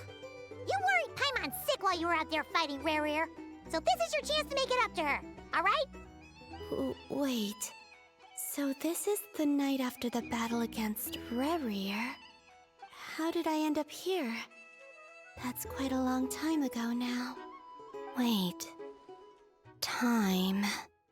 That's it. Every time I've entered reality within this space, it's been at an earlier point in time. Every one of those points has been before I fell into the moon's reflection. And everything I've done to affect reality really did happen in the past. Does this mean that within the moon's reflection, time flows backwards? Starting from the moment I fell in? Not long till Moon Prayer Night now. It's gonna be even livelier than tonight. Although, it's gonna be sad saying goodbye to the damselette. She seems like a really nice person. Paimon. No, I can't. Even if I make contact, they probably won't understand what's going on. And in any case, I'll likely get pulled away again if I do. Instead, I have to find a way to get them to notice what I've written using the moonlight. Wait, even I hadn't thought of doing that before Moon Prayer Night. They'd never conceive of that possibility. Is there truly no other way? Don't lose heart. We'll find a way somehow. Huh? Oh, you say that, but the Frost Moon is beyond the fall sky. If we wanted to go visit her, how would we make it through to the other side? We might not have all the answers now, but I'm sure we'll find a way one day. Huh. Guess someone's gotta be the optimist. The present. The future. That's right. There are still things I can do. What's your plan? Flint's, when you were staying next door, did you ever open the window? No. The rooms here are dark and damp, and there's such a buildup of dust on the windows that the moonlight can't even get in. I didn't think it was worth the trouble. The moonlight? I think I see where you're going. One moment. I'll see if the owner is available. Don't bother. Time is of the essence.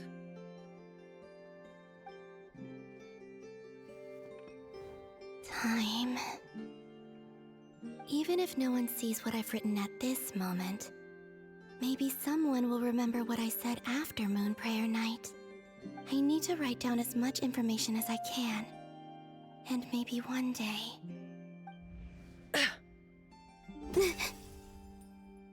Huh? What's up with you? You can't even hold your cup steady. Are you getting tired? A little. Well, you should probably hit the hay then. You've had a really tough couple of days for you.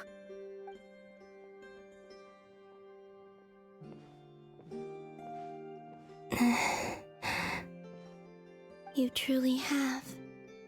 You helped defeat Rare, helped me reclaim my name, and you helped the others organize Moon Prayer Night. Wherever you are right now, I'm sure you're still fighting against the injustices of fate. This is all I can leave for them. How I wish I could stay here. But it's time for me to go. I hope to see you again in the next time, and if the opportunity presents itself. I will surely return to your side. Huh. Columbina. She's alive. Not only that, but she's left us an entire wall's worth of clues. She even wrote down what would happen on Moon Prayer Night. It's just a shame we found it too late. I am here. Time in this place flows backwards. I am constantly moving forward. It sounds like she's found a way to influence the past using Kuvaki. But her future is our past. So, these words have been here ever since we defeated the Ray Hero Solnari. We just never discovered them. Which came first, the chicken or the egg? Do you ever mull over questions like that? Only when I'm in a good mood, and at leisure. Well, I never do. Everything that has happened already belongs to the realm of fact. As a business person, and especially an intel broker, what I do is extrapolate from those facts to try and read the future. An admirable philosophy. It's a means of survival. Let's go. We have a wall's worth of clues to share with the others.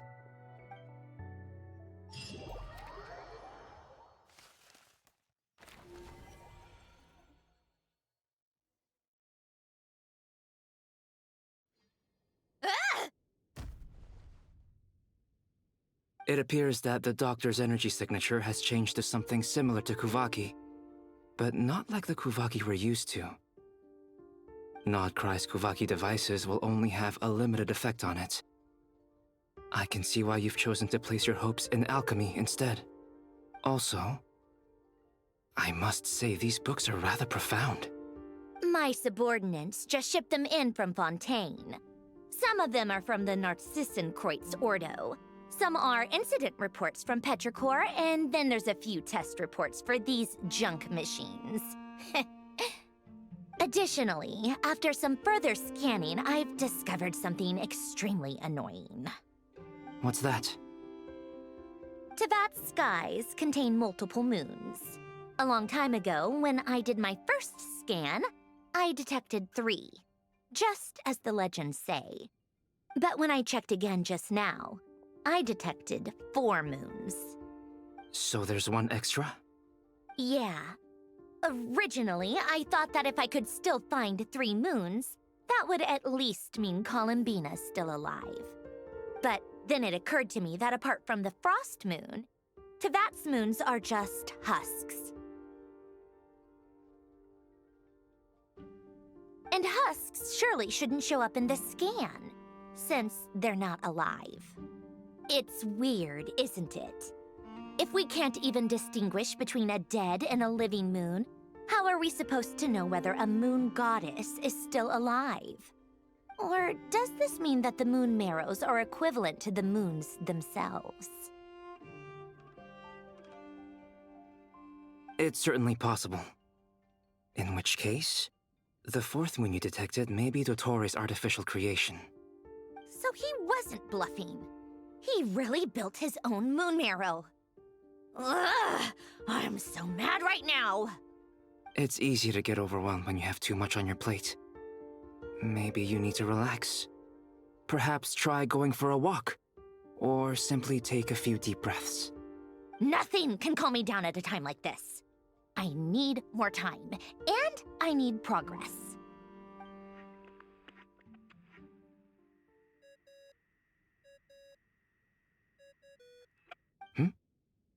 It's Mr. Flynn's.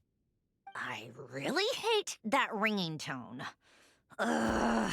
First the 4 orthants of the Narcissenkreuz, then moon marrows. Now what? Oh, sorry if we're disturbing you. Might I ask what's troubling you? What do you want? We're busy. Are you still at the Curatorium of Secrets? Yeah. Look, everyone else is still out, so there's no hurry.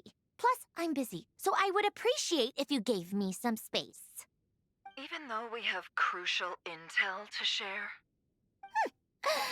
Fine, I'm listening. Do you intend to share it via the Dodo communication device? Ordinarily, I would, but this is a unique situation.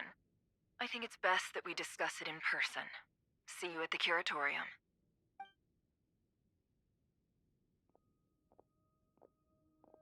All right then. So, what's the situation? The rest of the team is still out working on their missions and evacuations, but we've decided to fill you in on the most crucial information first. Sandrone, you were right. Columbina is most likely still alive.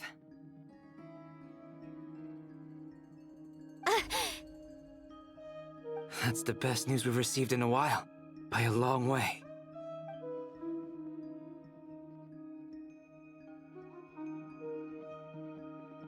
Random locations. Appearing in reverse order? Are you serious? So not dying isn't enough for the moon goddess, huh? She has to show off too. Anyway, does this mean we can deduce her condition from the moon marrows? Miss Sandrone, there's nothing wrong with simply admitting that you're happy to hear the good news. I'm not. And she's the least of our problems. We're facing a huge crisis. If she can't control the flow of time in there, she's just gonna keep moving backwards. Different points in time won't intersect, and she'll never find a way out. Let's say life begins with a drop of water. When did time begin? The moment this planet came into being? No, that's not right. Her final destination would be the moment at which the space she is in was created. But it doesn't seem like we can influence that space from the outside world. So how can we help her? Also, if she's alive, Rerir and Thalindus might be too. But as far as we know, neither of them have come back out. That space may not have an exit at all. I'm afraid I must concur with Miss Nefer in this. Can't exactly argue with that. Let's leave it there for now. I've taken notes on everything you said. Will it help with your research? I doubt it's gonna help with breaking Dotori's energy fields. But who knows when it might come in handy. Better to have it all written down than try to remember everything when I need it. All right, I need to get back to my research. Mr. Albedo has made a lot of suggestions that will require my undivided attention. Sure, I'll stay here. I have things to work on.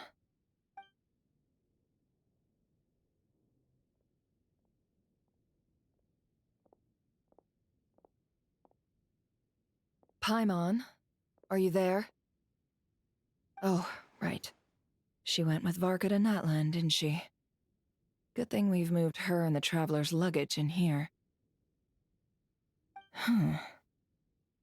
Speaking of the Traveler, where could they be?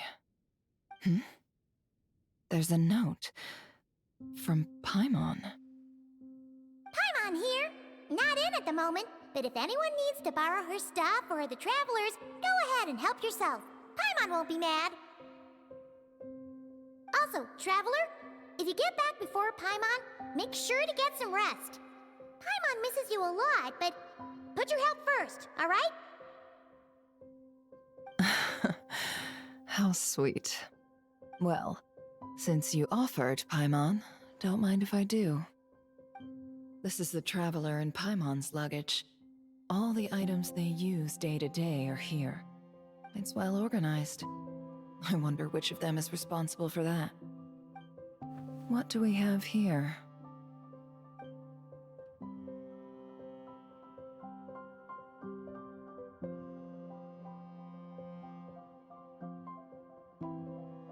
The camera captured a special moment that can only occur between people who are close to one another.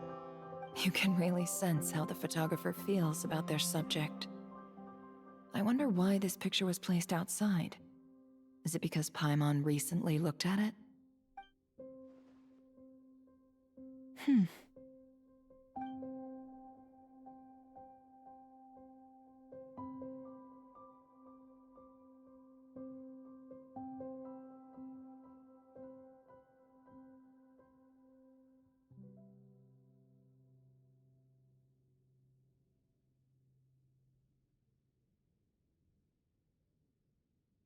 This must belong to the traveler.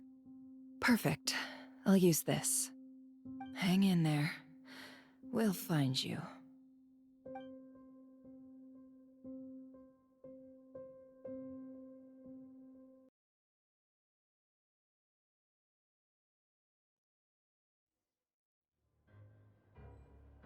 Polonia. Search keyword world formula and bring me all relevant books.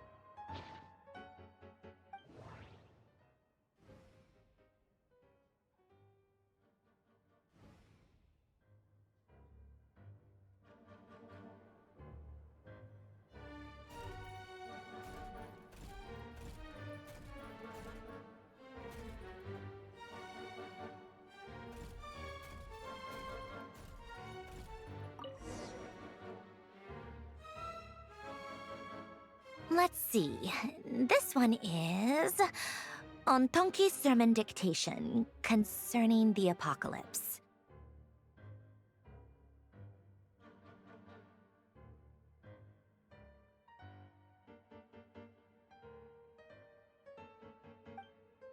I believe that the correct term for this is Fortuna. This was an ancient Romorian technology, a wisdom unparalleled.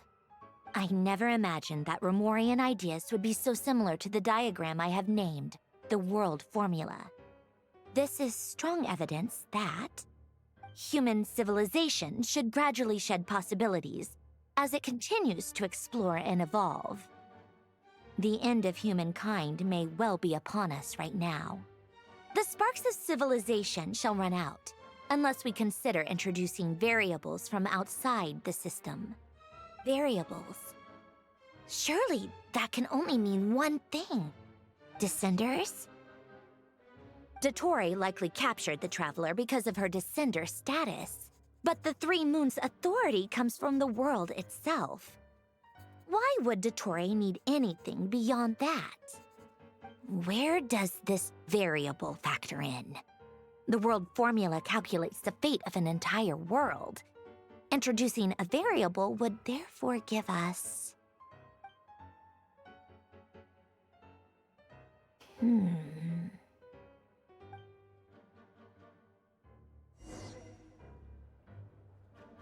Polonia, search keyword pathway and bring me all relevant books.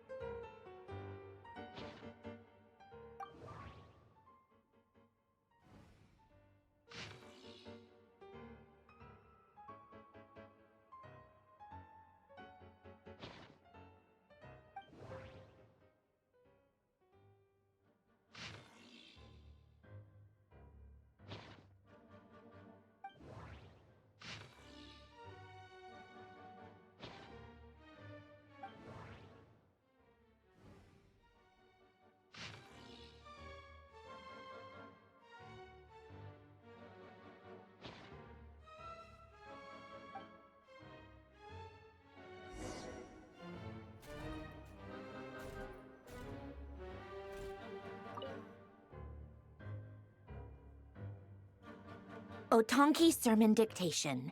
Explications on the Chemical Marriage. These titles are pretty esoteric.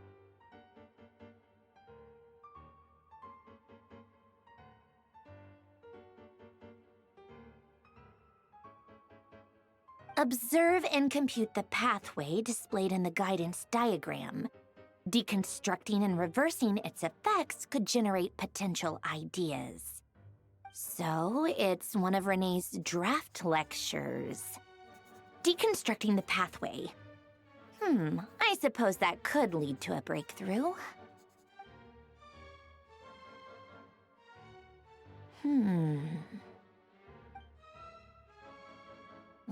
This is so long. This guy sure loves showing off his knowledge.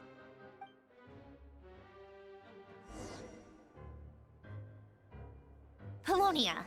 Search keyword tree model and bring me all relevant books.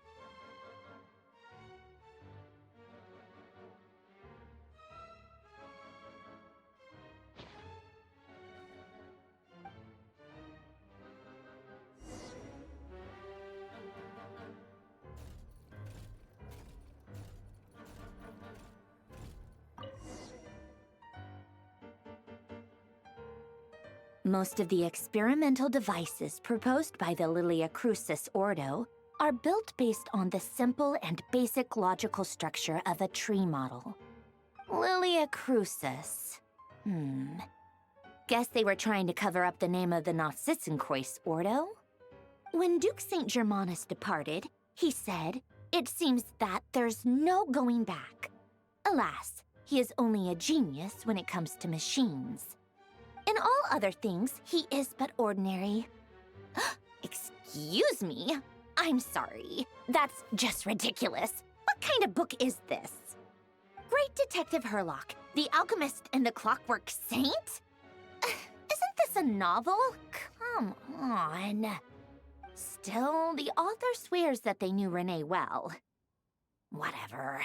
I guess it's not beyond the realms of possibility that Renee would say nonsense like that on occasion. Memory, wishes, souls, and persona. Frankly, this sounds more like occultism, but if Albedo vouches for it, I suppose there must be some alchemical basis to these techniques. The way Alain Guillotin saw it, the world was comprised of machines. The universe needed machines, and thus his technologies were created. That's why I was born. René, his full name was René de Petrichor, if I recall correctly. Sounds like he and the town must be intricately connected. That place was also the source of most of our information regarding Remurian civilization. Seems like some of his projects were based on their technology. The cutting of souls and storing them in vessels. These seemingly unrelated techniques underpinned René's research. Assuming that the four orthants correspond to alchemical categories. The chemical marriage model? Elen would have scoffed at that. He never would have let those theories or parameters anywhere near his mathematical formulas.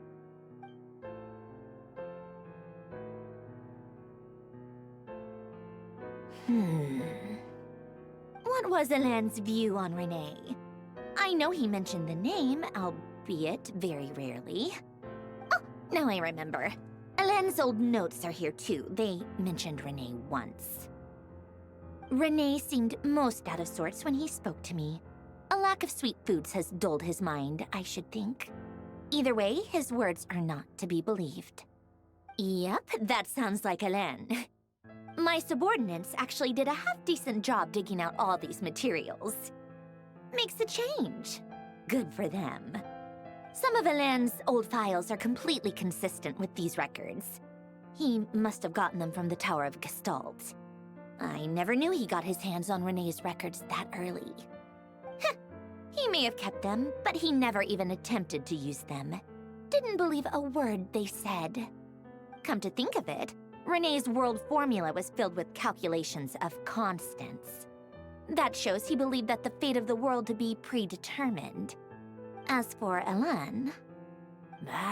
it's been too long. I forget what he said. What would he have said? A guy like him, fervent believer in machines, but not headstrong enough.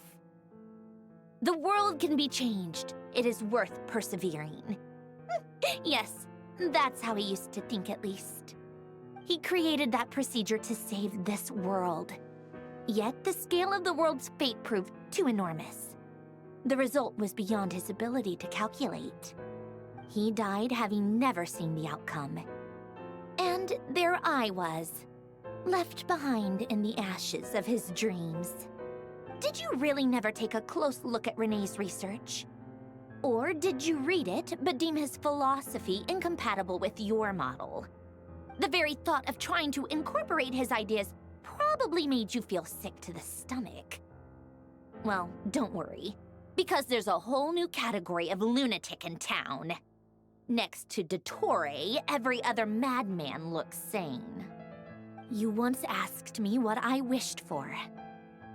Should have asked him instead.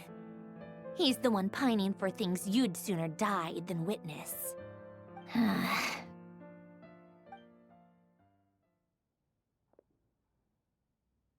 Even the tiniest variable can make big waves in the present. Now then, allow me to put these incompatible fragments together in your stead. First, establish and verify the existence of the Great Circle. Absolute nihil on one end, absolute reality on the other. Now, search between these two extremes. Then, the construction criteria. Variables. The sparks of civilization shall run out unless we consider introducing variables from outside the system. Input variables. Traverse the world, space-time, and civilization, then extract the essential nodes from the records to determine which variables they point to. The primordial power that differentiated itself from the void. The power of light. Yes, light. Records. Hyperborea. This is so horrendously complicated.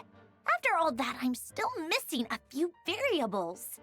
I need to think this through again. How do you think it looks, Polonia?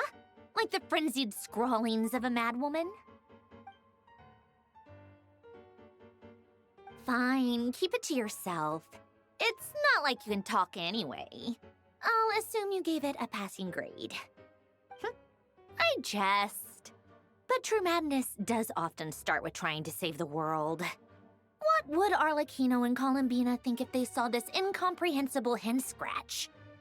They'd probably have me institutionalized.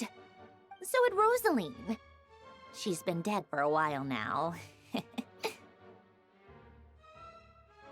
When I close my eyes and think back, I can still see her face. And that enormous dress she used to wear. Such a bizarre choice. What possessed her? Oh, and the clack-clack of those heels used to drive me insane. No one's asking me, obviously, but I hope you all know that I never wanted to save the world. I'm not crazy. I don't have delusional ambitions, and that's a clinical fact. The world needs a solution, but I don't need the world's validation. It's the world begging me for answers, not the other way around.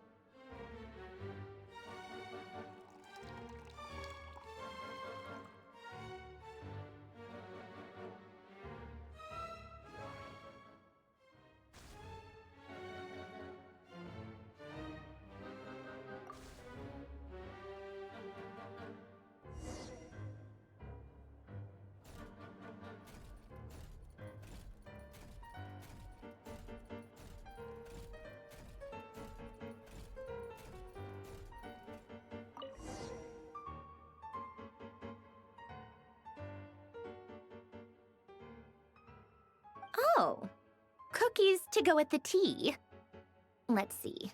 They must be from that person who brought those documents. I see they're from Hotel de Boer. Something's written on the box. We are proud to present this homage to the Fortress of Meropede's fun-filled mill collection system. Fortune cookies. Have a lucky start to your day. Sounds like a dumb gimmick to me. Be early to bed and early to rise. Get plenty of sun and drink plenty of water. Then things will surely go well for you. What? Are you kidding me? Somehow I doubt that an early night and a glass of water is magically gonna save a world on the brink of existential peril.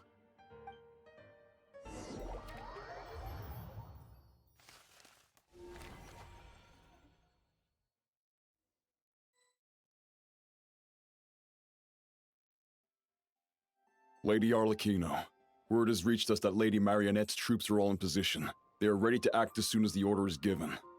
Excellent. The only thing is, they are fewer in number than we expected. It looks like many of them must have lost their lives at the hand of the monsters released by the Doctor. Can't be helped. Allow them to join our ranks, and keep in contact. As you wish.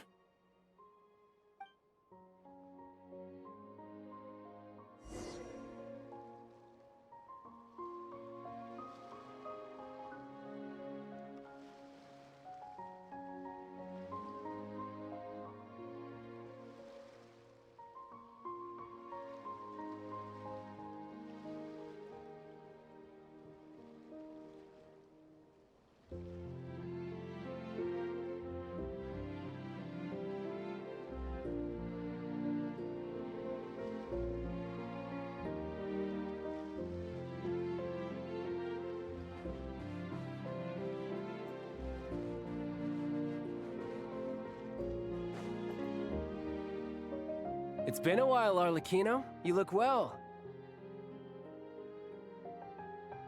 Did Dottore really have to build his lab right on the sole path between Snezhnaya and Nod-craya? Had to go on a huge detour to stay out of its line of sight. Sounds like an arduous journey.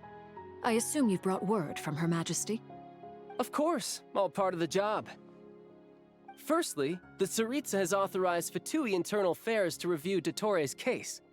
They will reach a formal verdict on whether he has turned traitor and whether he poses a threat to Snezhnaya. While they're working on that, I've been ordered to come and receive the refugees from Nod-craya. They are nearby. My team will escort you to them shortly. Great. Aside from that, Her Majesty has a message for you and Sandrone personally. Huh? Where is Sandrone? She stayed behind to work since I was making the trip anyway.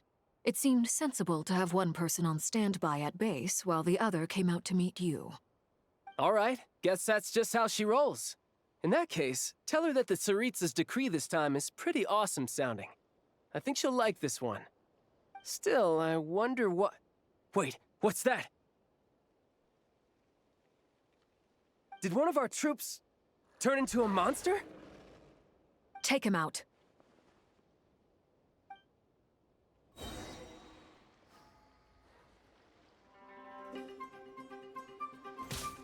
Oh. Overruled!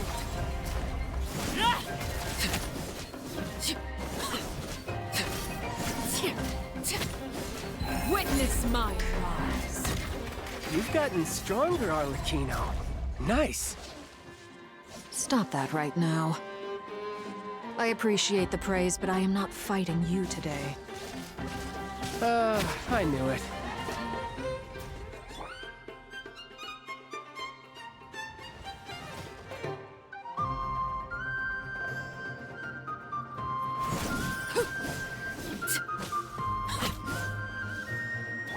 No time to lose. Yeah. Ta. Yeah. Yeah. Yeah. Yeah. Yeah. Yeah. Yeah.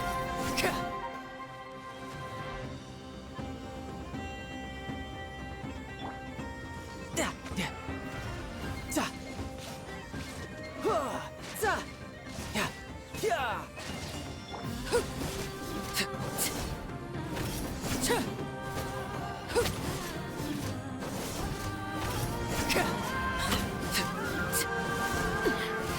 Commendable.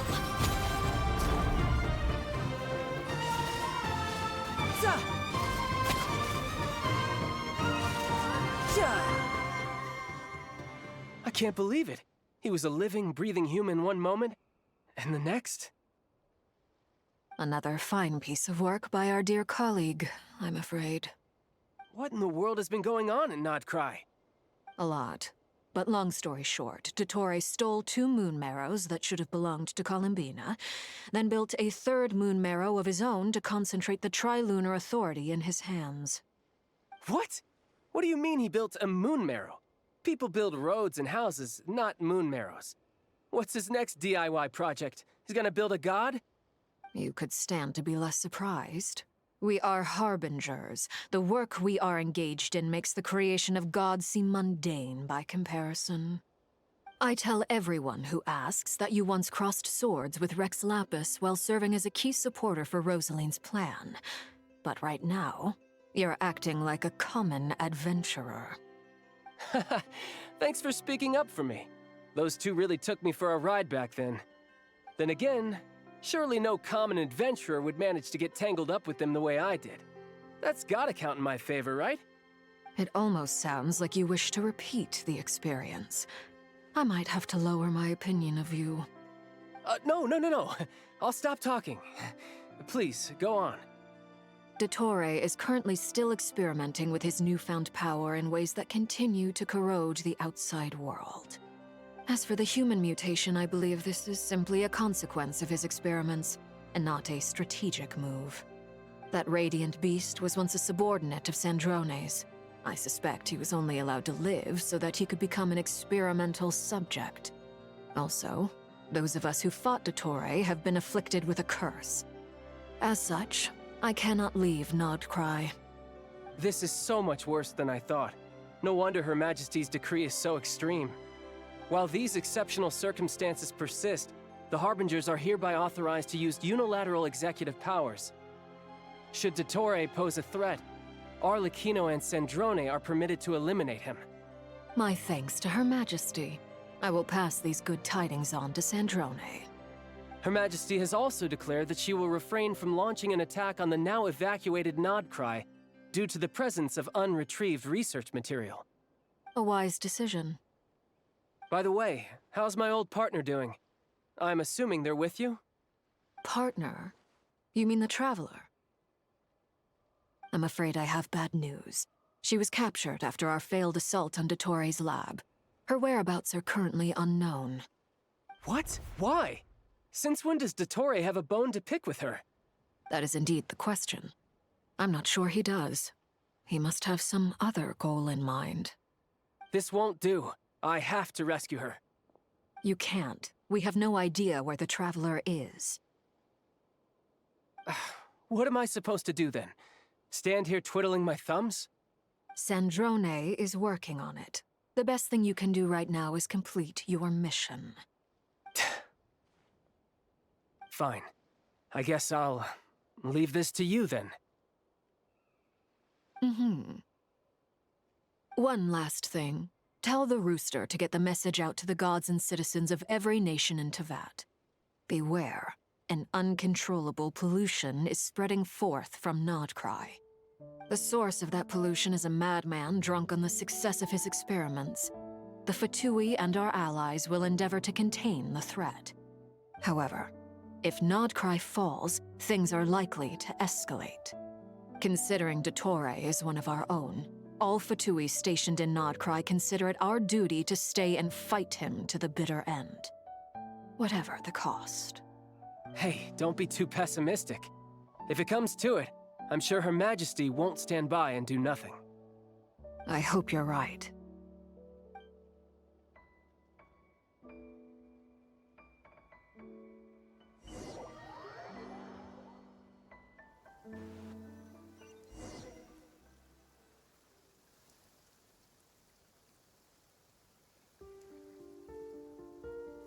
You're right on time.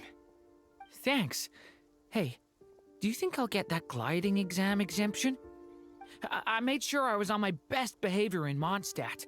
I landed well outside the city and walked in through the gates. I'll help you apply, don't worry. For now, let's see what we have here. What are the doctor's energy fields even made from? The usual attract and repel principles that govern Kuvaki don't seem to apply to them. They are very mysterious. But ultimately, they appear to be comprised of energies from the three realms. Thanks to research by Master and the Hexen Circle, we know that Teyvat's 7 elements are derived from the more primordial power of the Light Realm, which is antagonistic with the power of the Void Realm. Since you have the power of the Dragon Durin within you, I'm sure you can already tell that this energy field contains no abyssal energy. That's true. It's not abyssal energy, it's something pure, wild, and untamed. I've been thinking about something. Do you still remember the device that Dory supplied from the Academia when you and Miss Columbina fought Rarier?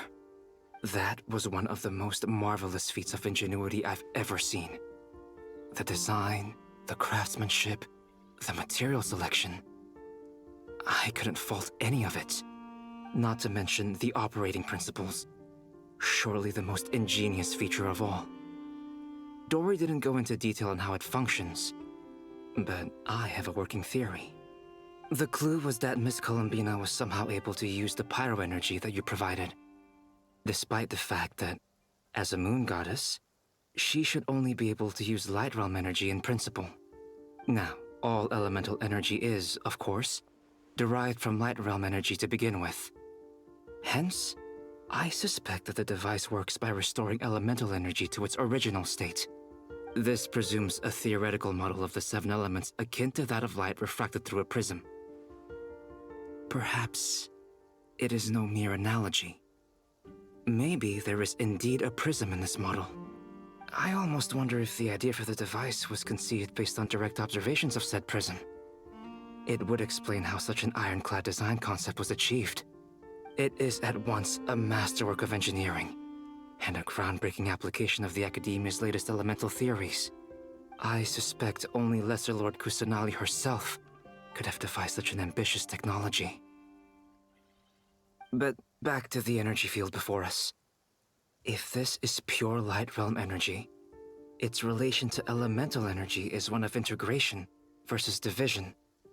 Or you could say that the former contains the latter. Could this mean that elemental energy can dilute the power of the light realm? Should we give it a try?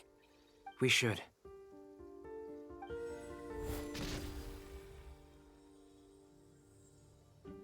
Ha! It works! Clear signs of disruption were detected at the periphery of the energy field. This indicates that elemental energy can disturb or even negate the field. Now you try. All right, here goes. It's working!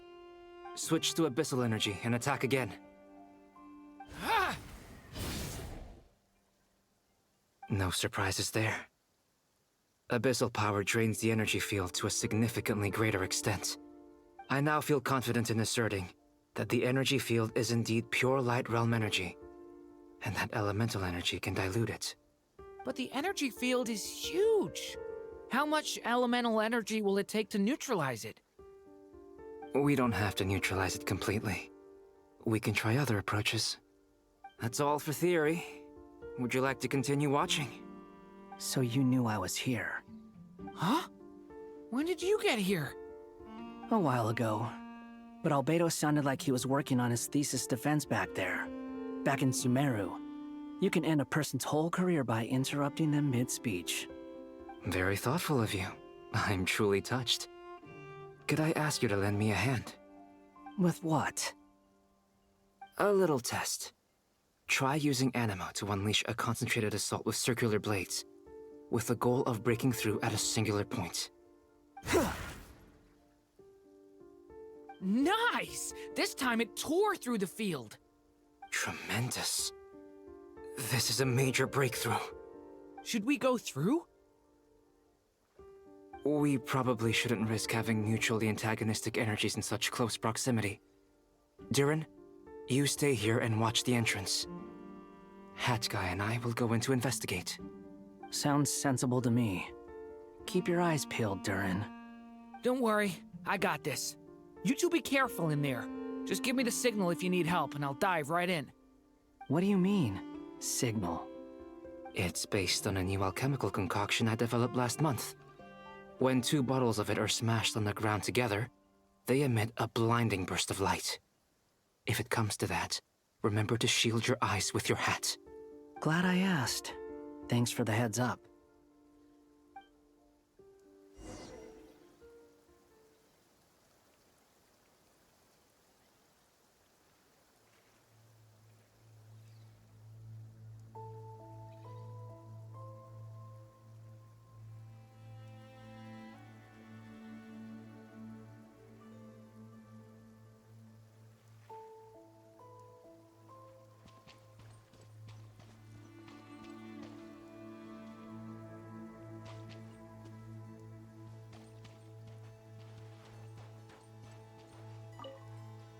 Like I thought. Beyond a certain distance, we can't see the opening where we came in. Maybe that's to prevent people from escaping. Sounds like Dottore style to me. Not much has changed. Things are basically the same here as they were before the energy field appeared.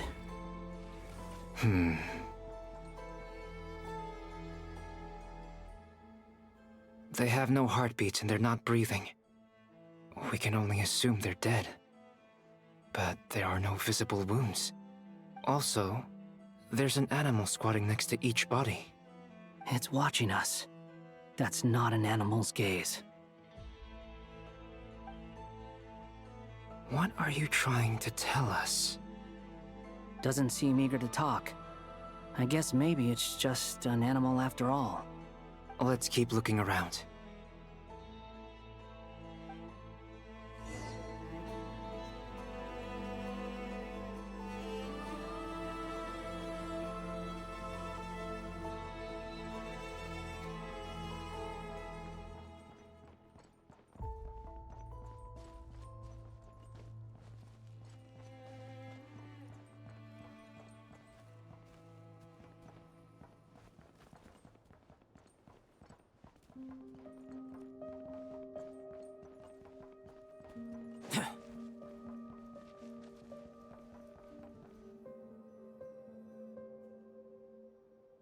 Same situation everywhere.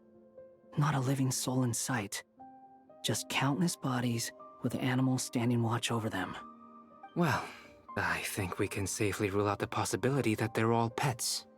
Is skirting around the topic your way of showing consideration for other people's feelings? Just being cautious.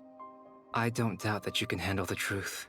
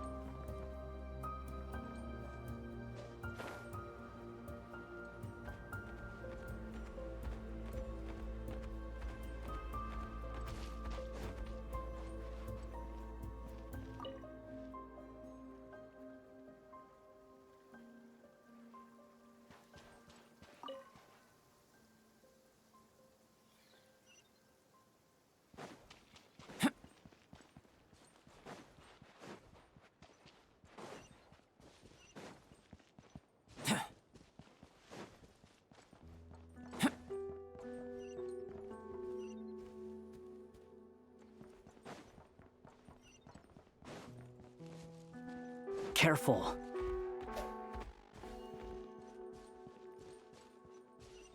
Please, help us. Please. Over there, I hear a voice.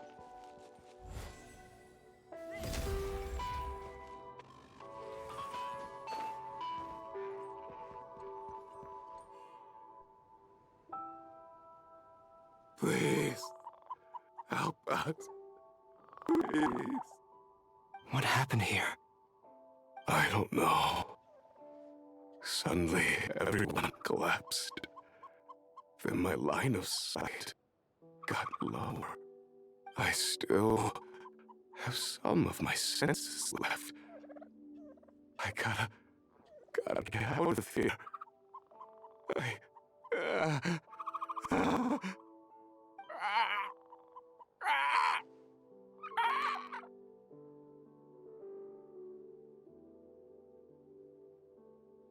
It looks like there's a huge experiment going on inside this energy field.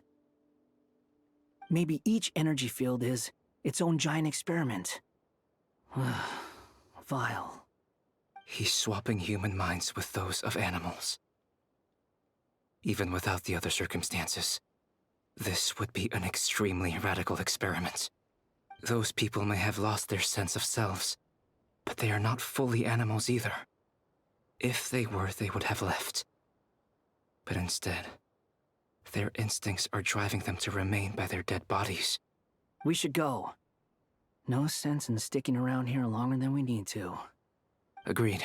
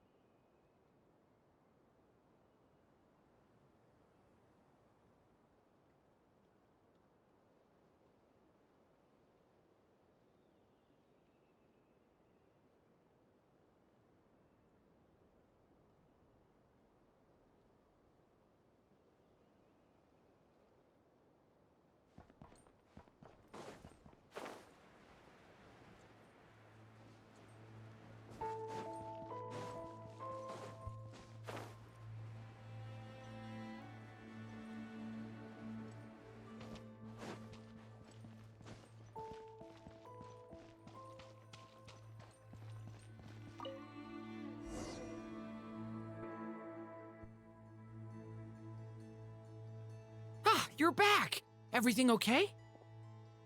We saw some things that take a strong stomach. Otherwise, we're fine. We should share our findings with the others.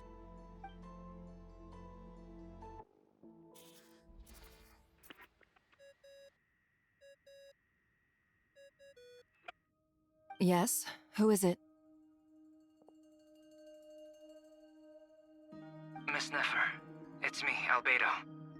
We found a way to break through the energy fields. With enough control, it's possible to tear them open using elemental energy. Also, we managed to take a look inside. Dottore is carrying out his cruel experiments on an immense scale. Any residents who have failed to evacuate in time will likely meet a grisly end. Sounds like he's living down to our expectations. Might I ask how things are proceeding on your end? I'm just about to get started. I'll be in touch once I have a result. Understood. Stay safe. I will.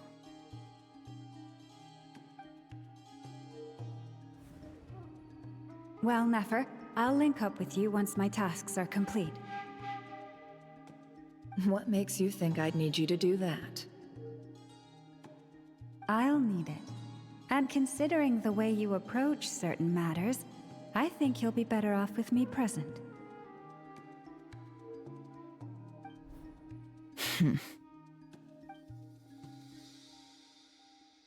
Let's begin. Entering simulation mode.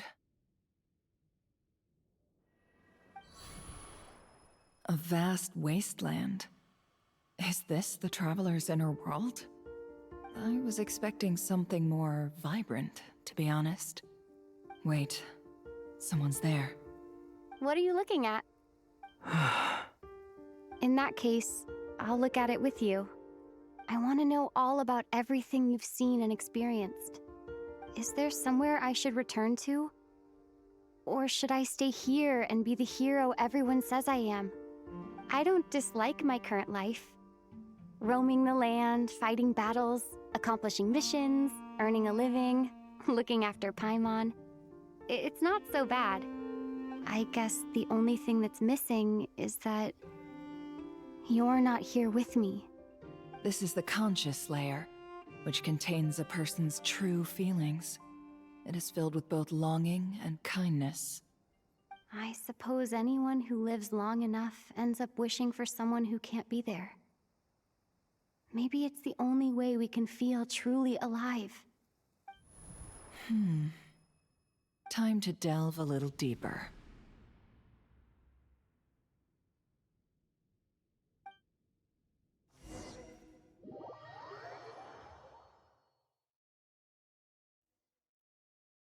Nasha Town is hardly the optimal choice for a place to live, but it has character and a reasonable population density.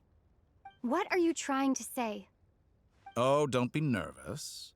I was just thinking where might make a good starting point for your journey. Perhaps I should send you further afield. Conria, perhaps. Conria ceased to exist long ago.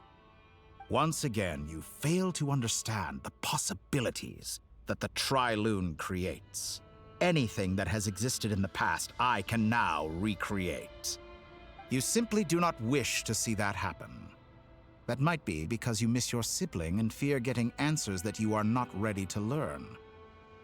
But this is not for me to judge. If we are to collaborate, we need to maintain an amicable relationship. In a moment, you will be able to... Oh no. What are you...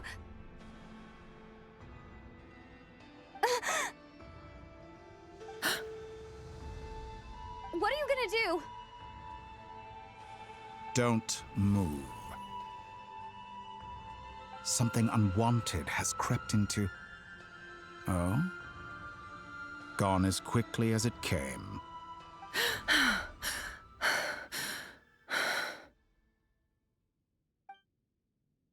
Did you save me? If I hadn't cut the connection, Dottore might have caught you from the other side and destroyed you. This was a good idea, but once is plenty. You were exceptionally brave. Excellent work. Thanks, but now's not the time for that.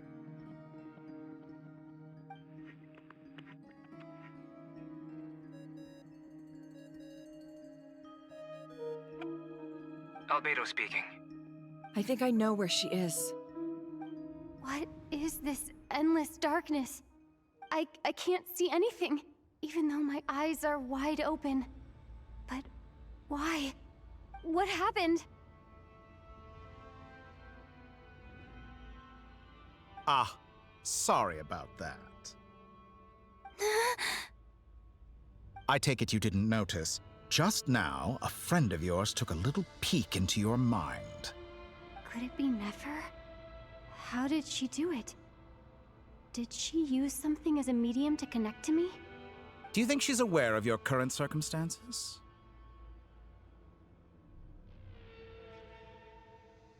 Oh dear.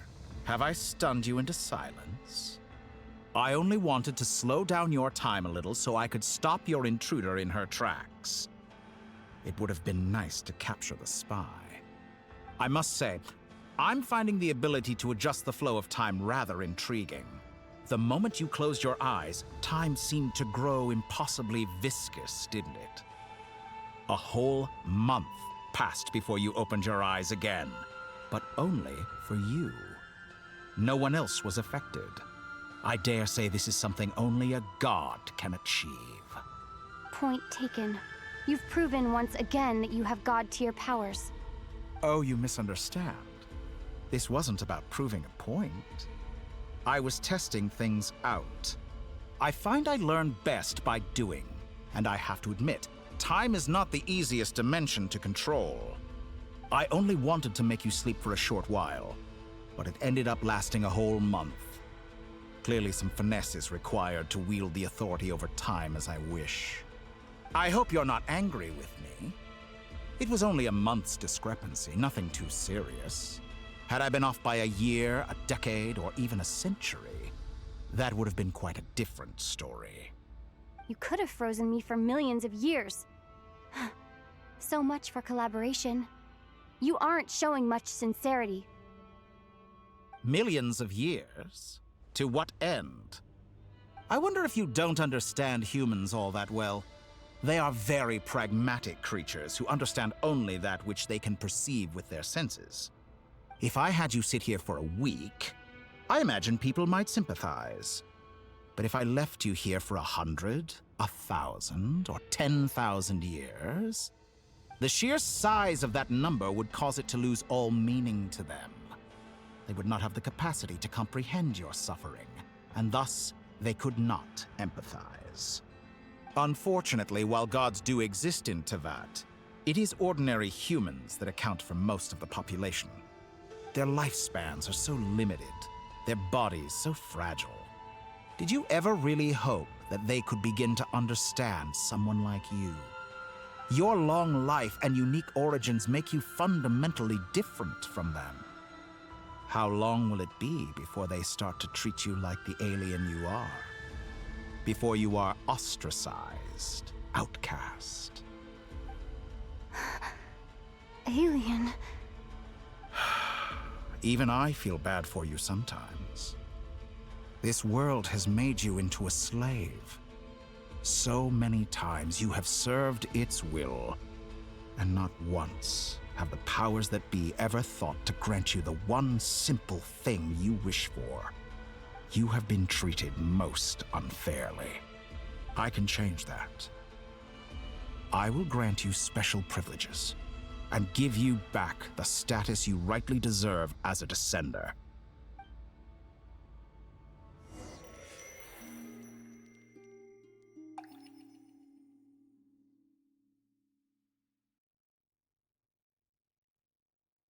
I've entered the past 3 times at this point, but I still have so many questions.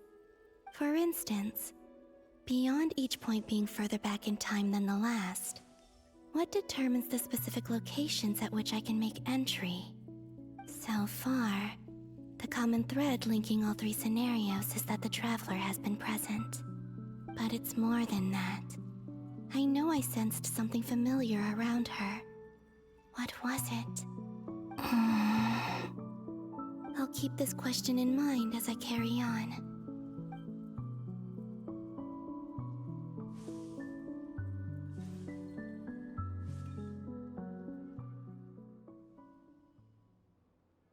Humans, you never change. Always trying to use powers you neither comprehend nor control.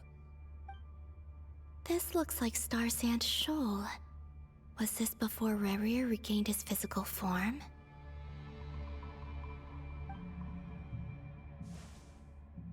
You've messed with the cannon again, huh? Sorry, but this round's not gonna go your way. The cannon. That's right. I was at Silvermoon Hall and I sensed an abnormal Kuvaki fluctuation coming from Nasha Town. And right after that, came an ominous power emanating from Star Sand Shoal. My body was once torn into countless pieces and hurled into the swirling chaos of time itself. But even so, my life and will were not extinguished. I wonder if I could try to prevent his resurrection. But how would I do it? What can I do, here and now? Traveler! Behind you! Look at that light!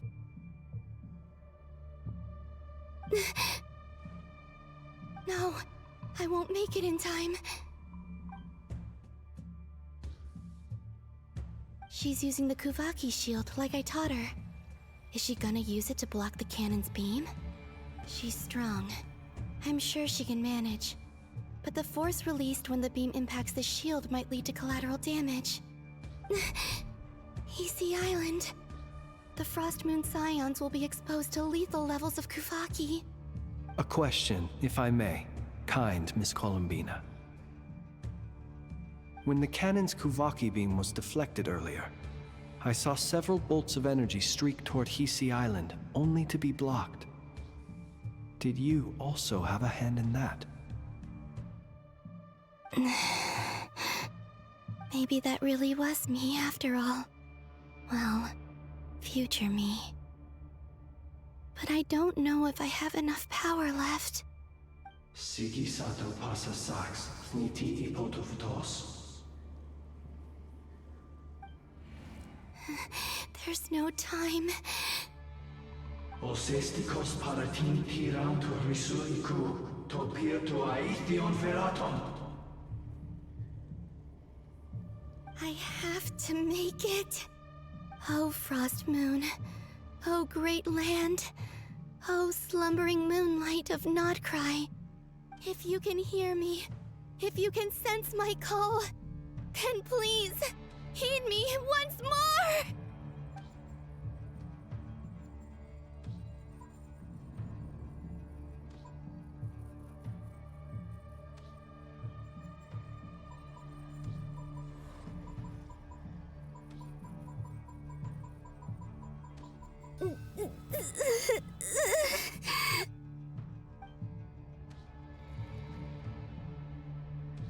Did it work?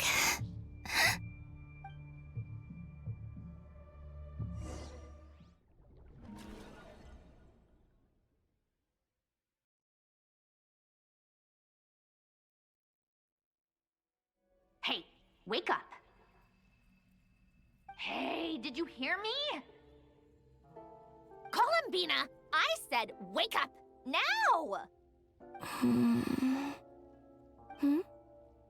Oh, good morning, Sandrone. It's 3 in the afternoon, actually. And could you kindly not use my quarters as your personal nap room next time? But I feel so safe here. And your coffee, right? It's so bitter, but it smells lovely. It's like you were raised by wolves in a forest or something. What did you drink growing up? Grass tea? The Frost Moon Scions certainly led a more frugal existence than the Fatui. Then I'll bet you've never eaten one of these before. It smells delicious.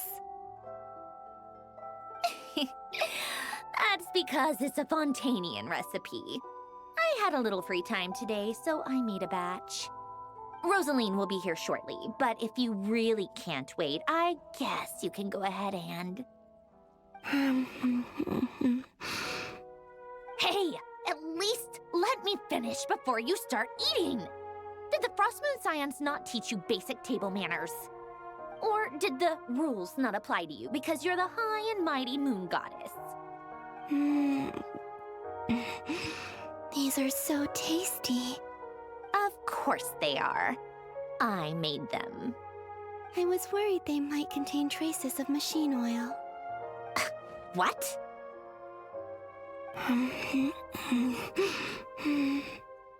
You know, there's something I've always wanted to ask you. Why did you leave your old home and join the Fatui? I mean, I'm sure their food was awful. But there's gotta be more to it than that. Well, life there didn't go quite how I imagined. What were you expecting? You're a god. Your followers are gonna make some demands of you, right? Surely you can just answer a few prayers here and there in return for the free food and drink. How bad can it be? Well, would you help other people just for free food and drink? The doctor told me that you were created by a great mechanic, Lord something Fisher. The Lord Artificer. Ugh, some people can't keep their mouths shut. Oh, Lord Artificer. And didn't he have something to do with the, narcissist? Narcissenkreuz Ordo. Yes, that was it. Narcissenkreuz Ordo. So, would you try to fulfill their wishes? You must be joking. I wouldn't go even if they paid me. I don't even know them. Exactly. Well, I felt the same way. I did not know the people who made demands of me. Huh. What do you know? We're on the same page for once. In his later years, Alan did ask me if there was anything I wanted to do. If I had any wishes of my own. Well, I don't. And I'm not in any mood to fulfill someone else's either. Who's Alain? He was the... You know what? Never mind. You're not gonna remember. Anyway, the point I'm trying to make is, neither of us is the self-sacrificing type. Let me ask you this. What sort of place would you like to live in, if you could choose? A place where people don't ask me for things I cannot give them. Where they don't worship me, or fear me, but just want to chat with me like a normal person. I'd also like the freedom to come and go as I please. And ideally, it would be somewhere with the smell of coffee and snacks. Not to burst your bubble, but no such place exists in the world. Now, take your snacks and scram.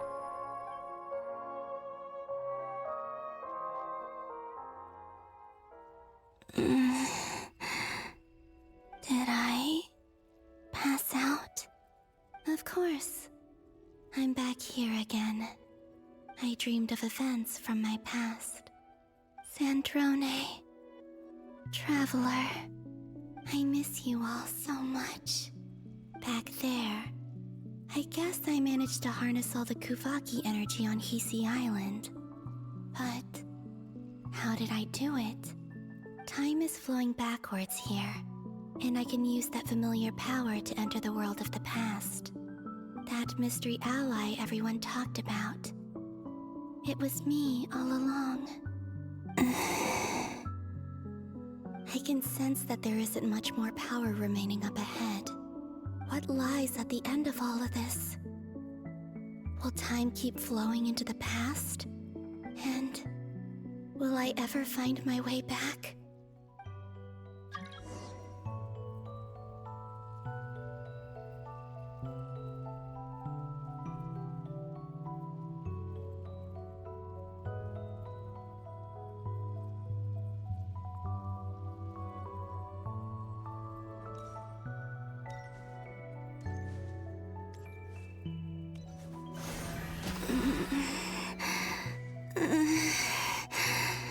It's getting harder and harder to use my power.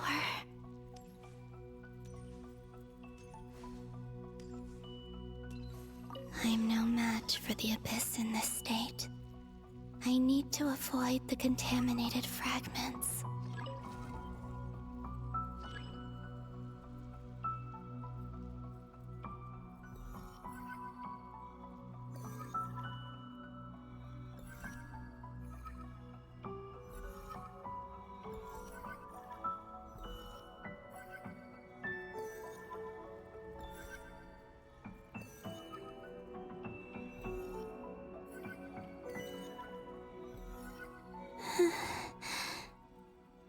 to go.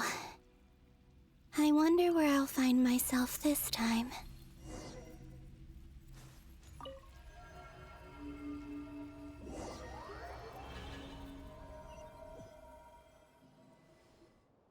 The Final Night Cemetery. This is where Flint's is based. Or not! How are we supposed to read through this many files? Difficult, yes, but it is also our most efficient option. Seems like they're searching for information. Oh, I remember. Flint's and Varga talked about some files on the Wild Hunt. Was this my doing too? To expose the true intentions of this Rereer, we need to dive into Nod-crai's history. Are my actions changing the past? Or are they simply completing a process? Is all of this inevitable? Or am I the one making these decisions? If I choose not to help them now, will it change how things turn out? Hope we don't land on our heads then.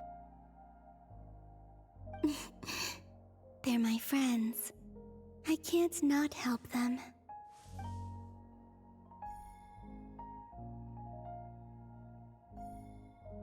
Ghost!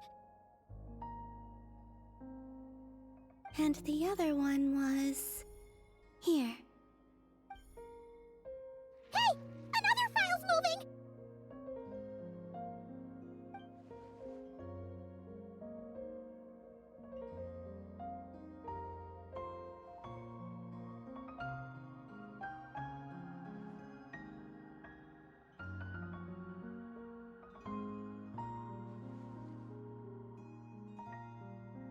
That should do it.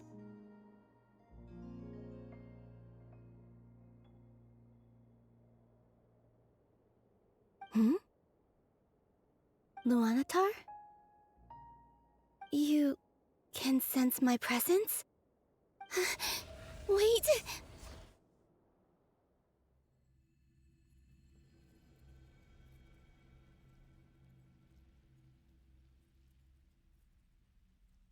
Luanatar. So she's that familiar presence I've been sensing all along. She's always been by the Traveler's side. That explains why the Traveler has been there each time I've entered the past. But why Luanatar? Is it because she has a connection to me as the Moon Goddess's familiar? If so, why not any other Kuhenki? That's...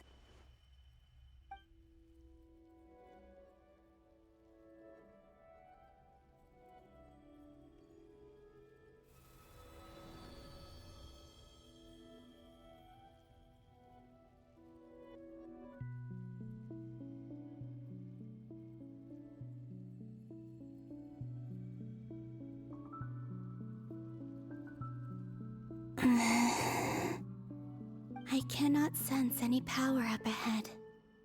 Just a void, stretching out into infinity. This is likely my final chance to enter the past. It's now or never. I have to find a way back.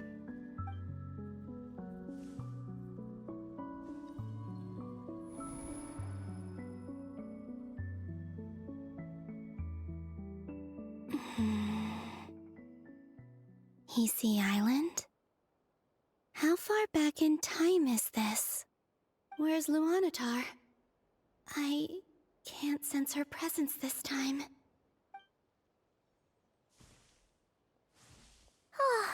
Seeing Enefa and Aino reunited like that sure was heartwarming. Traveler, Paimon! No, stay calm. I don't have much power left to change things. I don't even have that much time left here. Think, Columbina. How do I find a way back? A way back... to where? Do I go back to Moon Prayer Night? Or to the future that followed? And if I return in my current state, what will become of me then? Dotori's actions that day prove that he'd been planning that for a long time. He had already seized the power of 2 moon marrows before capturing me. Even if I managed to get back, how can I fight against him when he wields the Tri-Lune authority? I can't. If I go back like this, I'll be playing right into his hands. I have to find some way of rivaling the power he has usurped. Wait. Time flowing backwards. The Tri-Lune authority. Does that mean... I think I know what the final destination of this lunar reflection might be. I know what I must do. Speaking of homes, we must already be close to where the Frost Moon Scions live. The vibe here feels different, just like the scenery. But how do I communicate my plan to my friends? Should I write it down here? No, someone else will see it. I need something with a close connection to me. Something I can use as a medium to tell them what's happened to me in here.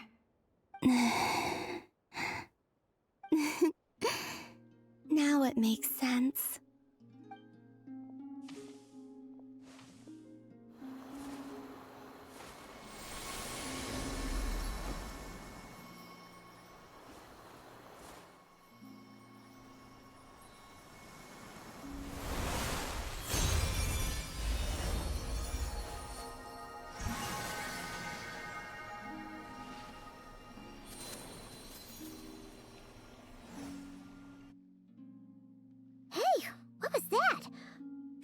Some sort of breeze blew by, and then the petals suddenly turned into... Huh? It was I who brought Luanatar into being. I gave up a piece of my own soul to create her. That's why I could sense a familiar power from the moment I entered this space. It also explains why she's been present in every past location that I've entered. Because we have a deep connection. Hey there! What's your name? And the reason why there are no more gates to the past after this point is that Luanatar hadn't been born then. No wonder I sensed the trace of a blessing when we first met. But I still didn't recognize the soul hidden within you. Back then, I was just a little lost dove. I had yet to become Columbina Hyposelenia. Go on now. We've got stuff to do. Best you find someone else to hang out with. Hey, you scared it off. I'll be counting on you. Remember to stay by the traveler's side, guide her, and help her in my stead. Oh, and bring her to the garden where the moon prayer blossoms grow. There's a little lost dove there who will need her help.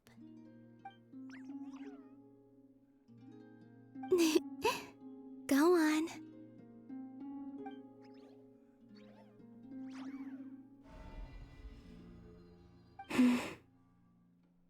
You too.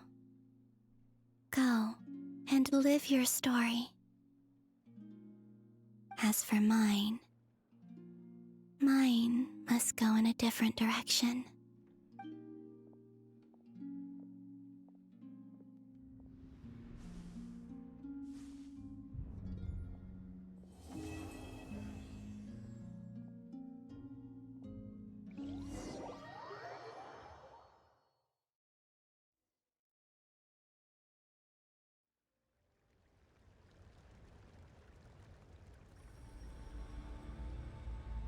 How would you like to experience the thrill of never being held accountable for your actions? You could crush people like ants without consequence, or tear off their heads or limbs as you please. Believe me, such a life is but one small step away. What point is he trying to make? Freedom? But the freedom to kill? To do evil and get away with it? Why would you offer me that? The creation of a world is the ultimate scientific experiment. I have taken my research to the highest level, where I shall be not just a god, but also a servant to many sacred spirits. I shall heed the truth and perform holy deeds. A god's laboratory is the perfect playground. But it needs the right occupant to explore its full potential. Mortals are found everywhere one looks. Not so with Descenders. I'd prefer my first guest to be a distinguished individual such as yourself. And I know you could make the most of the opportunities it offers. So the condition for entering the New World is to take innocent lives. The same dilemma that Rerir once faced. Could I really bring myself to kill others for my own benefit? Rerir did. And look where it got him. Have you made up your mind? I can't do it. Your playground is no place for me. You're putting your hopes in the wrong person. But we both know I'm not quite the hero you say I am either. I have my own reasons for the journey I'm on, and they aren't all selfless. You've grown a lot since we last met, but there are still things you are unwilling to compromise on. This will only hinder you. Why don't I lower my requirements a little as a gesture of goodwill? I'll give you a little time to learn to be a less noble soul. That'll make things much easier for you. I really doubt I could live that sort of life. And yet you already sound less defiant than a moment ago. The benefits appeal to you because you can read the signs of the times. Why don't we return to my research facility? Your last visit was so rushed. There is much that I have yet to show you.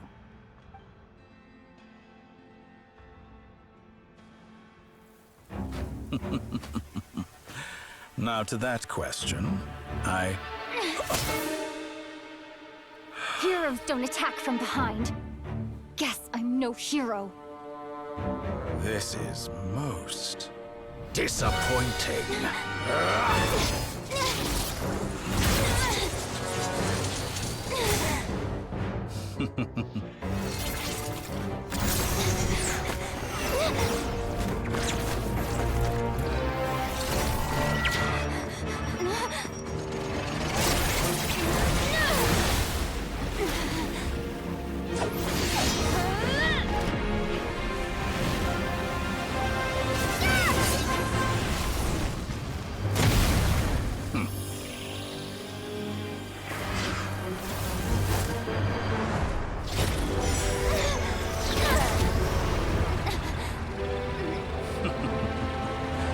Now then.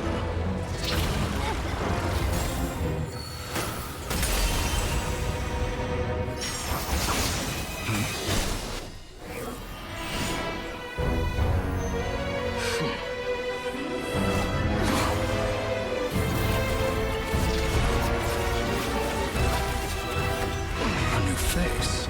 Interesting.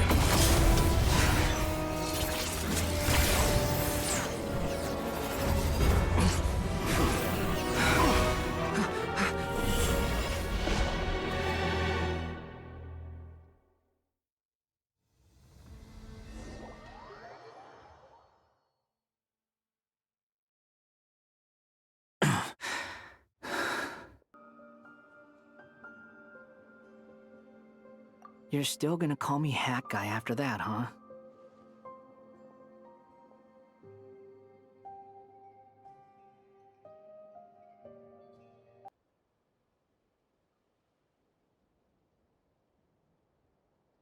I didn't see anyone else in there who needed saving.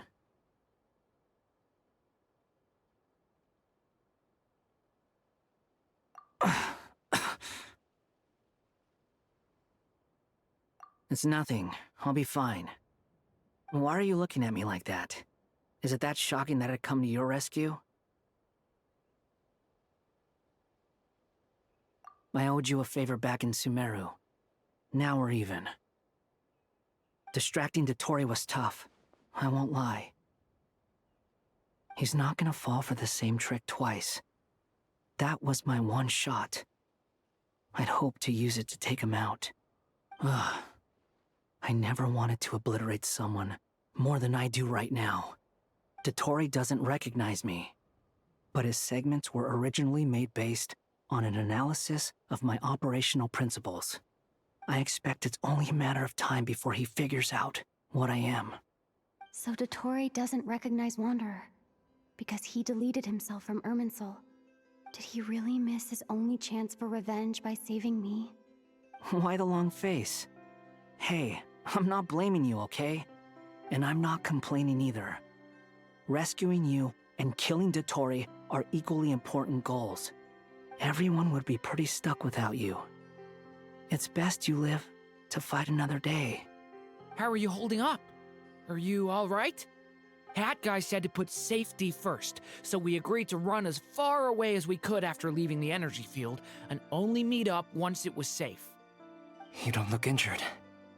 It seems that Dottore didn't do anything to you.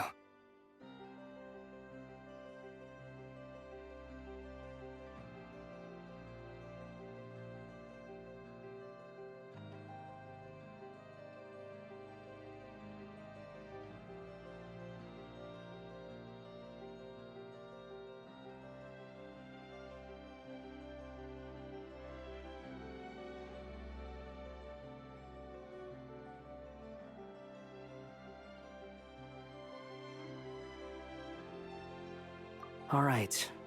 Rescue operation complete. Let's head back. There's a lot more work to be done before this is over.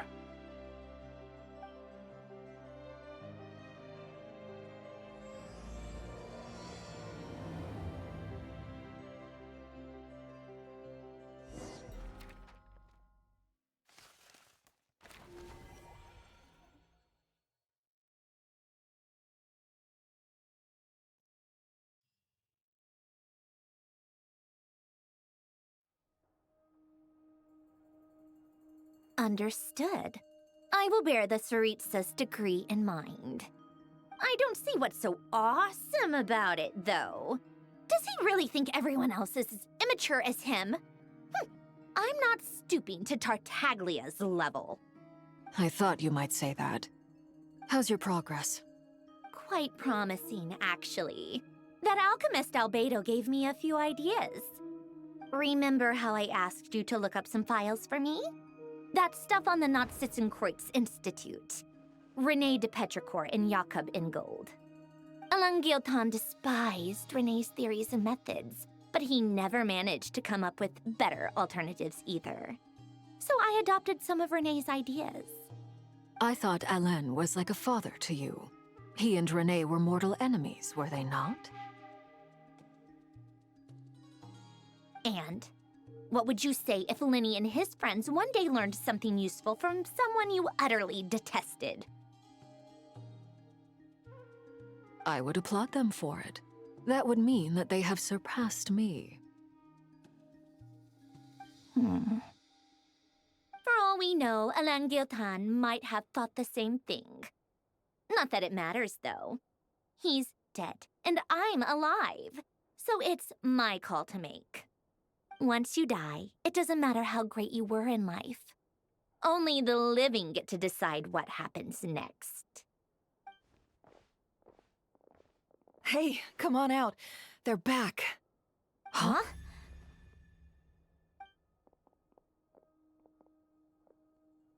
You're back? And your head's still screwed on? And you still have all your limbs? What does it look like? Way to keep your composure, madam. Excuse you. I am perfectly composed. Glad you're okay. Yes, it's a huge relief.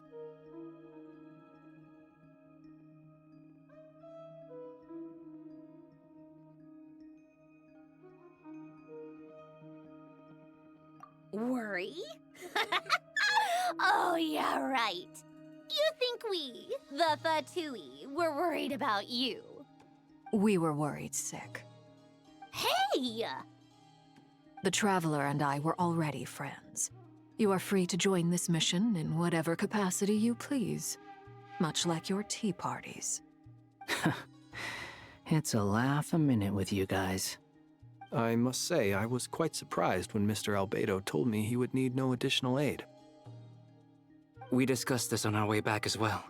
I am rarely so unequivocal, but in this case, we had full confidence in Hat Guy. He said he knew what he was doing.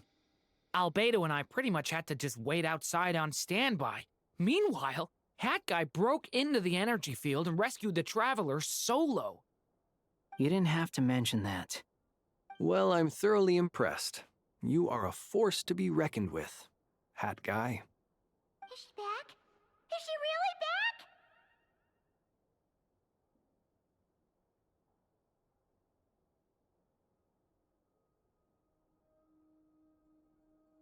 Traveler! It's really you! Oh, thank goodness! Paimon missed you so much! You can finally breathe easy, Paimon. It's great to have you back in one piece! Oh, Paimon's been having nightmares the whole time you were gone! Look at them.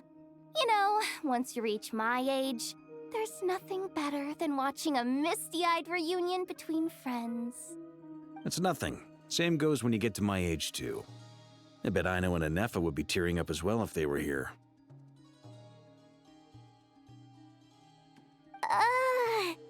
Varka, I'm not sure Anefa can cry. Oh, yeah, good point. Hey, your eyes are looking a little red and puffy. Come here, let's hug it out. What? Ew, no! No, thank you. You're not my dad, okay? Knock it off! Everyone, I'm sorry for all the trouble I caused you. But the silver lining is, I didn't come away from this ordeal empty-handed. While I was being held captive, I learned a lot about Dottoro's current capabilities and what he plans to do with them. Allow me to explain.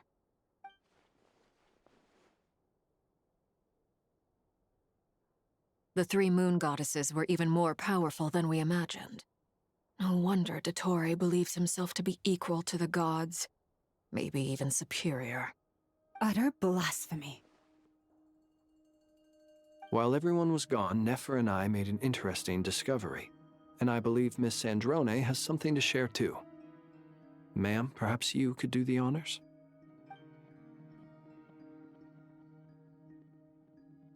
Called it.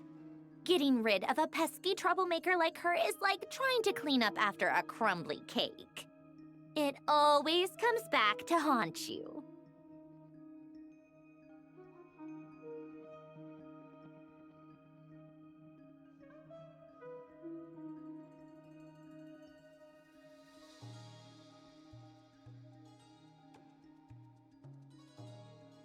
Our next step is to find a way to bring her back. A place where time flows backwards, with no destination in sight. Surely it must have been created for a specific purpose. But I fear the answers are buried deep into Vat's history, held by great powers beyond our reach. It sounds like she's on a specific path through time, just traveling in the opposite direction to us. The question is, where does that path lead? Or will it keep going to infinity? We considered that question as well. Strictly speaking, time is not infinite. Indeed not. Every road has an end. Nicole! You sure loved quietly sneaking in mid-conversation. I do, in fact. It's something I've always done at our mages' tea parties. Quiet, mysterious, and persuasive. You wonder what lies at the end of her road. Well, just as the world has a beginning and an end, so too does time. And so, the end of the road is the moment that Tevat was born. But where Miss Columbina will end up along this road, that depends on where this particular river of reverse time began. What about the original moons and the moon goddesses? Do they have a beginning too? All things do. In the beginning, no moons adorned the sky. It was the Dragon King Nibelung who raised the three moons into the heavens, and thus were the moon goddesses born. They were shadows of the planet, born to wield Nibelung's authority and oversee the world on his behalf. They were extensions of his will, manifestations of his majesty. But then one day, they disappeared just as suddenly as they had once been brought into being. Nobody knew where they had gone.